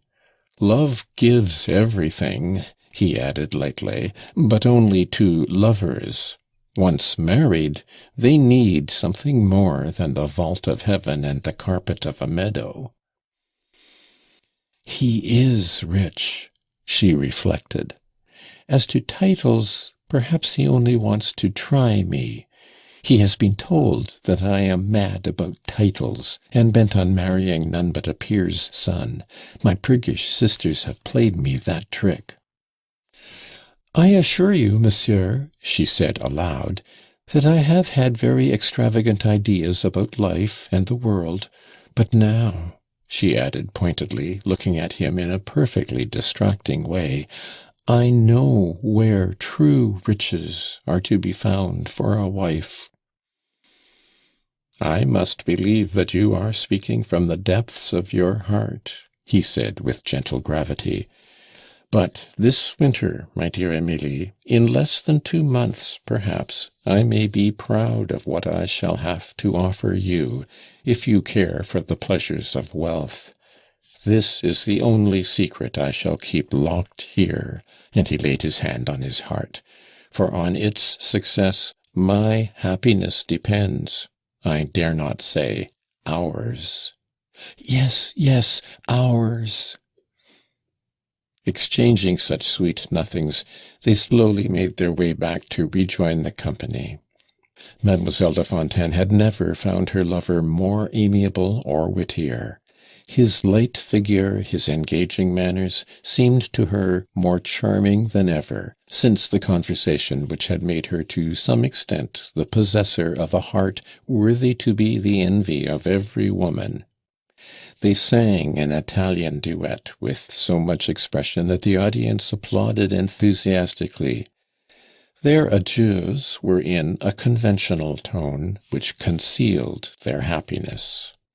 In short, this day had been to Emilie like a chain binding her more closely than ever to the stranger's fate. The strength and dignity he had displayed in the scene when they had confessed their feelings had perhaps impressed Mademoiselle de Fontaine with the respect without which there is no true love. When she was left alone in the drawing-room with her father, the old man went up to her affectionately, held her hands, and asked her whether she had gained any light as to Monsieur Longueville's family and fortune. "Yes, my dear father," she replied, "and I am happier than I could have hoped. In short, Monsieur de Longueville is the only man I could ever marry." "Very well, Emilie," said the Count. "Then I know what remains for me to do." "Do you know of any impediment?" she asked in sincere alarm. "My dear child, the young man is totally unknown to me, but unless he is not a man of honor, so long as you love him, he is as dear to me as a son." "Not a man of honor!" exclaimed Emilie. "As to that I am quite easy. My uncle, who introduced him to us, will answer for him. Say, my dear uncle, has he been a filibuster, an outlaw, a pirate?" "I knew I should find myself in this fix," cried the old sailor, waking up. He looked round the room, but his niece had vanished like St. Elmo's fires, to use his favourite expression. "Well, uncle," Monsieur de Fontaine went on, "how could you hide from us all you knew about this young man? You must have seen how anxious we have been. Is Monsieur de Longueville a man of family?" "I don't know him from Adam or Eve," said the Comte de Kergarouët. "Trusting to that crazy child's tact, I got him here by a method of my own. I know that the boy shoots with a pistol to admiration, hunts well, plays wonderfully at billiards, at chess, and at backgammon. He handles the foils and rides a horse like the late Chevalier de Saint Georges. He has a thorough knowledge of all our vintages. He is as good an arithmetician as Barème, draws, dances, and sings well. The devil's in it. What more do you want? If that is not a perfect gentleman, find me a bourgeois who knows all this, or any man who lives more nobly than he does. Does he do anything, I ask you? Does he compromise his dignity by hanging about an office, bowing down before the upstarts you call directors general? He walks upright. He is a man. However, I have just found in my waistcoat pocket the card he gave me when he fancied I wanted to cut his throat, poor innocent. Young men are very simple-minded nowadays. Here it is. Rue du Sentier, number 5, said Monsieur de Fontaine, trying to recall among all the information he had received something which might concern the stranger. What the devil can it mean? Monsieur Palma Verbrust & Co., wholesale dealers in muslins, calicoes, and printed cotton goods, live there.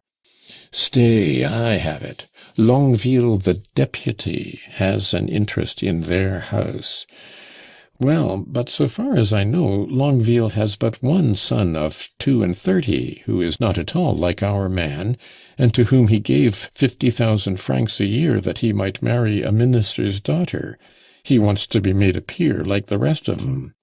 I never heard him mention this Maximilien. Has he a daughter? Who is this girl Clara? Besides, it is open to any adventurer to call himself Longueville.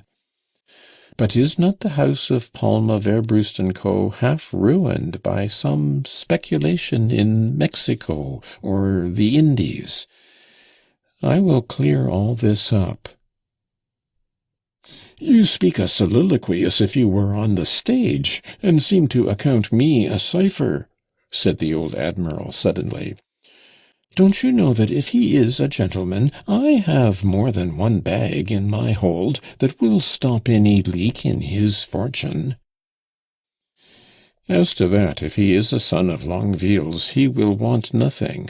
But, said Monsieur de Fontaine, shaking his head from side to side, his father has not even washed off the stains of his origin.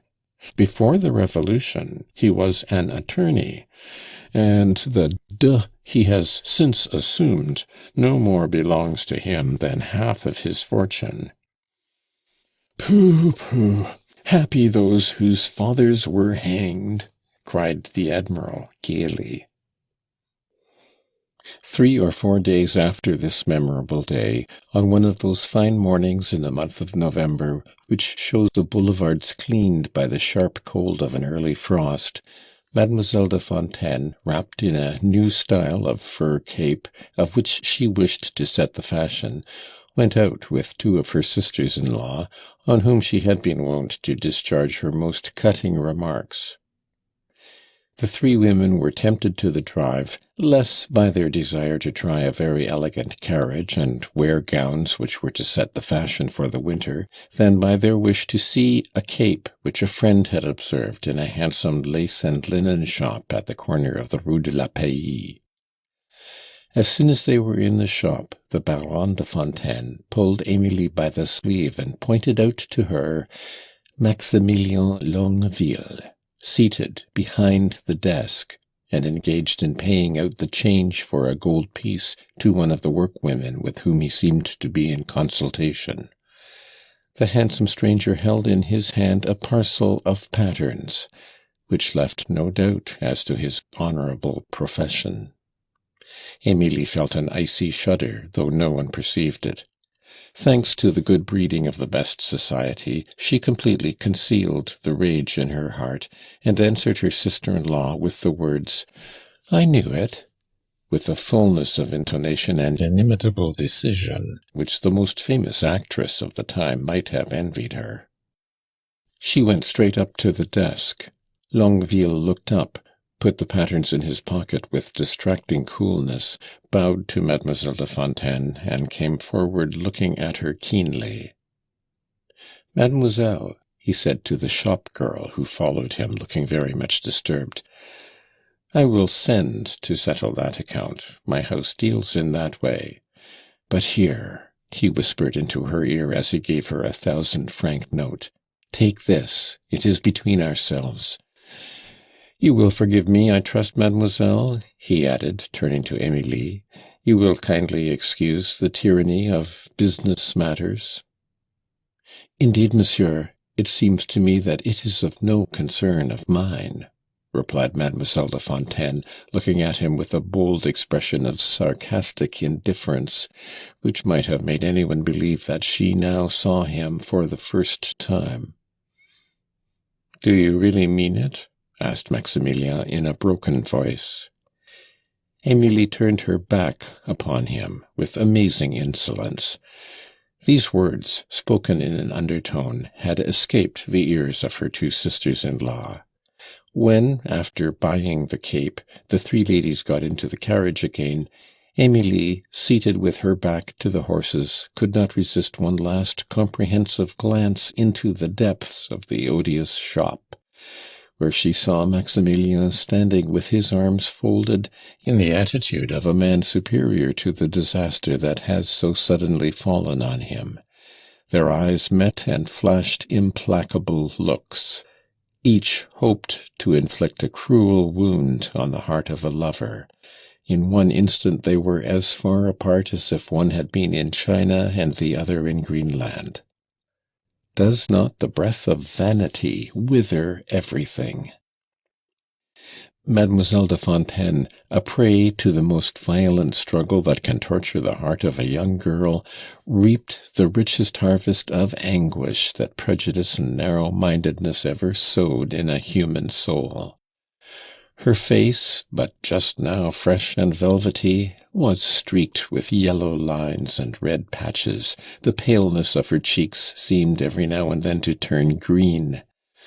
Hoping to hide her despair from her sisters, she would laugh as she pointed out some ridiculous dress or passer-by, but her laughter was spasmodic. She was more deeply hurt by their unspoken compassion than by any satirical comments for which she might have revenged herself. She exhausted her wit in trying to engage them in a conversation, in which she tried to expend her fury in senseless paradoxes, heaping on all men engaged in trade the bitterest insults and witticisms in the worst taste. On getting home she had an attack of fever, which at first assumed a somewhat serious character. By the end of a month, the care of her parents and of the physician restored her to her family. Everyone hoped that this lesson would be severe enough to subdue Emilie's nature, but she insensibly fell into her old habits and threw herself again into the world of fashion. She declared that there was no disgrace in making a mistake.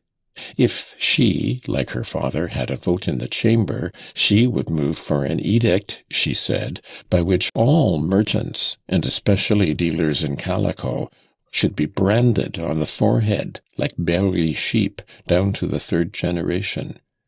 She wished that none but nobles should have the right to wear the antique French costume which was so becoming to the courtiers of Louis XV.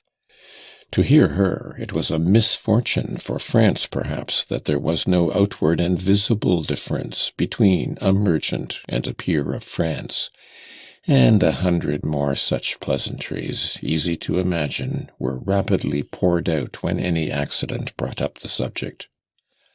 But those who loved Emilie could see, through all her banter, a tinge of melancholy. It was clear that Maximilien Longueville still reigned over that inexorable heart. Sometimes she would be as gentle as she had been during the brief summer that had seen the birth of her love. Sometimes again she was unendurable. Everyone made excuses for her inequality of temper, which had its source in sufferings at once secret and known to all. The Comte de Kergarouët had some influence over her, thanks to his increased prodigality, a kind of consolation which rarely fails of its effect on a Parisian girl. The first ball at which Mademoiselle de Fontaine appeared was at the Neapolitan ambassador's. As she took her place in the first quadrille, she saw, a few yards away from her, Maximilien Longueville, who nodded slightly to her partner. "Is that young man a friend of yours?" she asked with a scornful air. "Only my brother," he replied. Emilie could not help starting. "Ah," he continued, "and he is the noblest soul living." "Do you know my name?" asked Emilie, eagerly interrupting him. "No, mademoiselle. It is a crime, I confess, not to remember a name which is on every lip, I ought to say in every heart. But I have a valid excuse. I have but just arrived from Germany. My ambassador, who is in Paris on leave, sent me here this evening to take care of his amiable wife, whom you may see yonder in that corner." "A perfect tragic mask," said Emilie, after looking at the ambassadress. "And yet that is her ballroom face," said the young man, laughing. "I shall have to dance with her. So I thought I might have some compensation." Mademoiselle de Fontaine curtsied. "I was very much surprised," the voluble young secretary went on, "to find my brother here. On arriving from Vienna, I heard that the poor boy was ill in bed, and I counted on seeing him before coming to this ball. But politics does not always allow us to indulge family affection. The padrona de la casa would not give me time to call on my poor Maximilien." "Then, monsieur, your brother is not, like you, in diplomatic employment?" "No," said the attaché with a sigh. "The poor fellow sacrificed himself for me. He and my sister Clara have renounced their share of my father's fortune to make an eldest son of me. My father dreams of a peerage, like all who vote for the ministry. Indeed, it is promised him," he added in an undertone. "After saving up a little capital, my brother joined a banking firm, and I hear he has just effected a speculation in Brazil which may make him a millionaire. You see me in the highest spirits at having been able, by my diplomatic connections, to contribute to his success. I am impatiently expecting a dispatch from the Brazilian legation, which will help to lift the cloud from his brow. What do you think of him?" "Well, your brother's face does not look to me like that of a man busied with money matters." The young attaché shot a scrutinizing glance at the apparently calm face of his partner.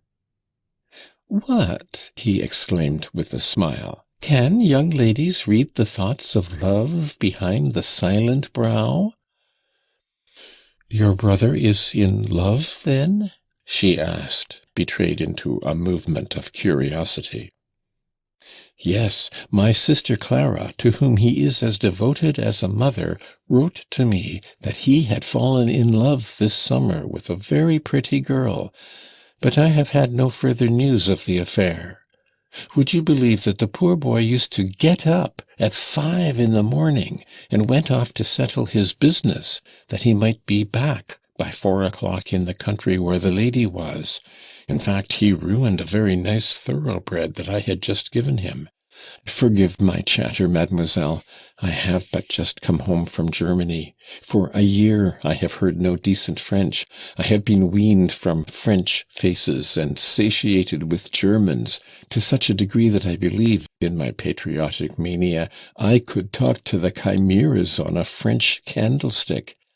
And if I talk with a lack of reserve, unbecoming in a diplomatist, the fault is yours, mademoiselle. Was it not you who pointed out my brother? When he is the theme, I become inexhaustible. I should like to proclaim to all the world how good and generous he is. He gave up no less than 100,000 francs a year, the income from the Longueville property." If Mademoiselle de Fontaine had the benefit of these important revelations, it was partly due to the skill with which she continued to question her confiding partner from the moment when she found out that he was the brother of her scorned lover.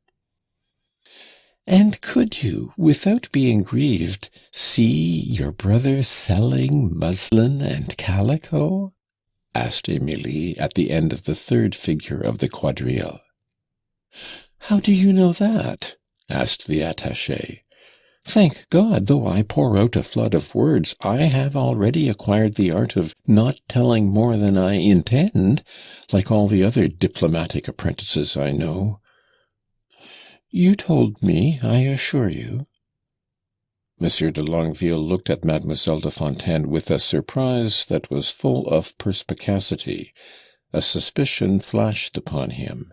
He glanced inquiringly from his brother to his partner, guessed everything, clasped his hands, fixed his eyes on the ceiling, and began to laugh, saying, "I am an idiot.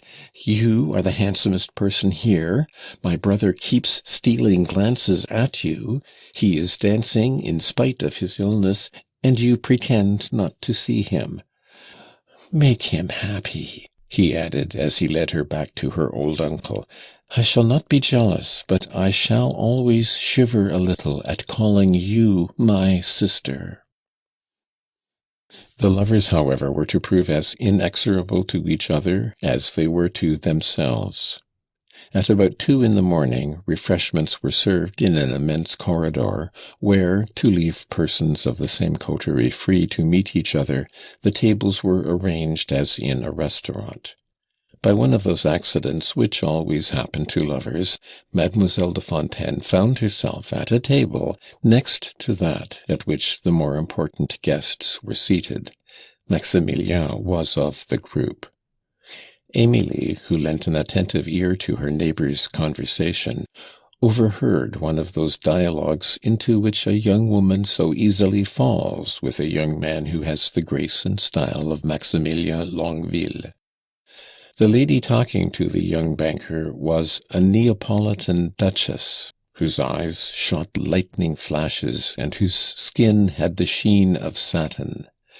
The intimate terms on which Longueville affected to be with her stung Mademoiselle de Fontaine all the more because she had just given her lover back 20 times as much tenderness as she had ever felt for him before. "Yes, monsieur, in my country true love can make every kind of sacrifice," the Duchess was saying in a simper. "You have more passion than French women," said Maximilien, whose burning gaze fell on Emilie. "They are all vanity." "Monsieur," Emilie eagerly interposed, "is it not very wrong to calumniate your own country? Devotion is to be found in every nation." "Do you imagine, mademoiselle," retorted the Italian with a sardonic smile, "that a Parisian would be capable of following her lover all over the world?" "Oh, madame, let us understand each other. She would follow him to a desert and live in a tent, but not to sit in a shop." A disdainful gesture completed her meaning. Thus, under the influence of her disastrous education, Emilie for the second time killed her budding happiness and destroyed its prospects of life. Maximilien's apparent indifference and a woman's smile had wrung from her one of those sarcasms whose treacherous zest always led her astray. "Mademoiselle," said Longueville in a low voice, under cover of the noise made by the ladies as they rose from the table, "no one will ever more ardently desire your happiness than I. Permit me to assure you of this, as I am taking leave of you. I am starting for Italy in a few days." "With a duchess, no doubt?" "No, but perhaps with a mortal blow." "Is not that pure fancy?" asked Emilie with an anxious glance. "No, he replied. "There are wounds which never heal." "You are not to go," said the girl imperiously, and she smiled. "I shall go," replied Maximilien gravely. "You will find me married on your return, I warn you," she said coquettishly. "I hope so." "Impertinent wretch!" she exclaimed. "How cruel a revenge!" A fortnight later, Maximilien set out with his sister Clara for the warm and poetic scenes of beautiful Italy, leaving Mademoiselle de Fontaine a prey to the most vehement regret. The young secretary to the embassy took up his brother's quarrel, and contrived to take signal vengeance on Emilie's disdain by making known the occasion of the lovers' separation. He repaid his fair partner with interest all the sarcasm with which she had formerly attacked Maximilien, and often made more than one excellency smile by describing the fair foe of the counting-house, the Amazon who preached a crusade against bankers, the young girl whose love had evaporated before a bale of muslin. The Comte de Fontaine was obliged to use his influence to procure an appointment to Russia for Auguste Longueville, in order to protect his daughter from the ridicule heaped upon her by this dangerous young persecutor. Not long after, the ministry, being compelled to raise a levy of peers to support the aristocratic party trembling in the upper chamber under the lash of an illustrious writer, gave Monsieur Giraudin de Longueville a peerage, with the title of Vicomte. Monsieur de Fontaine also obtained a peerage, the reward due as much to his fidelity in evil days as to his name, which claimed a place in the hereditary chamber. About this time, Emilie, now of age, made no doubt some serious reflections on life, for her tone and manners changed perceptibly. Instead of amusing herself by saying spiteful things to her uncle, she lavished on him the most affectionate attentions. She brought him his stick with a persevering devotion that made the cynical smile. She gave him her arm, rode in his carriage, and accompanied him in all his drives.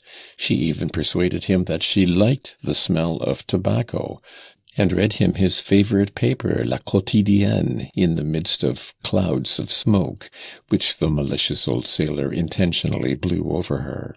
She learned piquet to be a match for the old Count, and this fantastic damsel even listened without impatience to his periodical narratives of the battles of the Belle Poule, the manoeuvres of the Ville de Paris, Monsieur de Suffren's first expedition, or the battle of Aboukir. Though the old sailor had often said that he knew his longitude and latitude too well to allow himself to be captured by a young corvette, one fine morning Paris drawing-rooms heard the news of the marriage of Mademoiselle de Fontaine to the Comte de Kergarouët.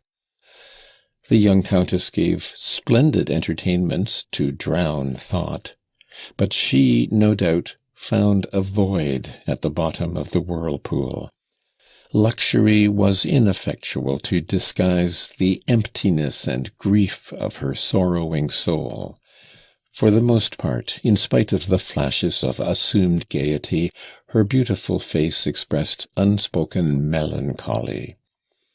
Emilie appeared, however, full of attentions and consideration for her old husband, who, on retiring to his rooms at night to the sounds of a lively band, would often say, "I do not know myself.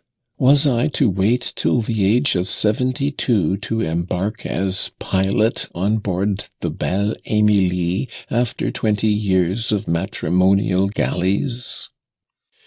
The conduct of the young Countess was marked by such strictness that the most clear-sighted criticism had no fault to find with her. Lookers-on chose to think that the vice-admiral had reserved the right of disposing of his fortune to keep his wife more tightly in hand, but this was a notion as insulting to the uncle as to the niece. Their conduct was indeed so delicately judicious that the men who were most interested in guessing the secrets of the couple could never decide whether the old count regarded her as a wife or as a daughter. He was often heard to say that he had rescued his niece as a castaway after shipwreck, and that, for his part, he had never taken a mean advantage of hospitality when he had saved an enemy from the fury of the storm. Though the Countess aspired to reign in Paris, and tried to keep pace with Mesdames the Duchesses de Maufrigneuse and du Chaulieu, the Marquises d'Espard and d'Aiglemont, the Comtesses Ferraud, de Montcornet and de Restaud, Madame de Caen and Mademoiselle des Touches, she did not yield to the addresses of the young Vicomte de Portenduère, who made her his idol. 2 years after her marriage, in one of the old drawing-rooms in the Faubourg Saint-Germain, where she was admired for her character, worthy of the old school, Émilie heard the Vicomte de Longueville announced. In the corner of the room where she was sitting, playing piquet with the Bishop of Persépolis, her agitation was not observed. She turned her head and saw her former lover come in all the freshness of youth. His father's death, and then that of his brother, killed by the severe climate of St. Petersburg, had placed on Maximilian's head the hereditary plumes of the French peer's hat. His fortune matched his learning and his merits. Only the day before, his youthful and fervid eloquence had dazzled the assembly. At this moment he stood before the Countess, free and graced with all the advantages she had formerly required of her ideal. Every mother with a daughter to marry made amiable advances to a man gifted with the virtues which they attributed to him as they admired his attractive person. But Émilie knew, better than anyone, that the Vicomte de Longueville had the steadfast nature in which a wise woman sees a guarantee of happiness.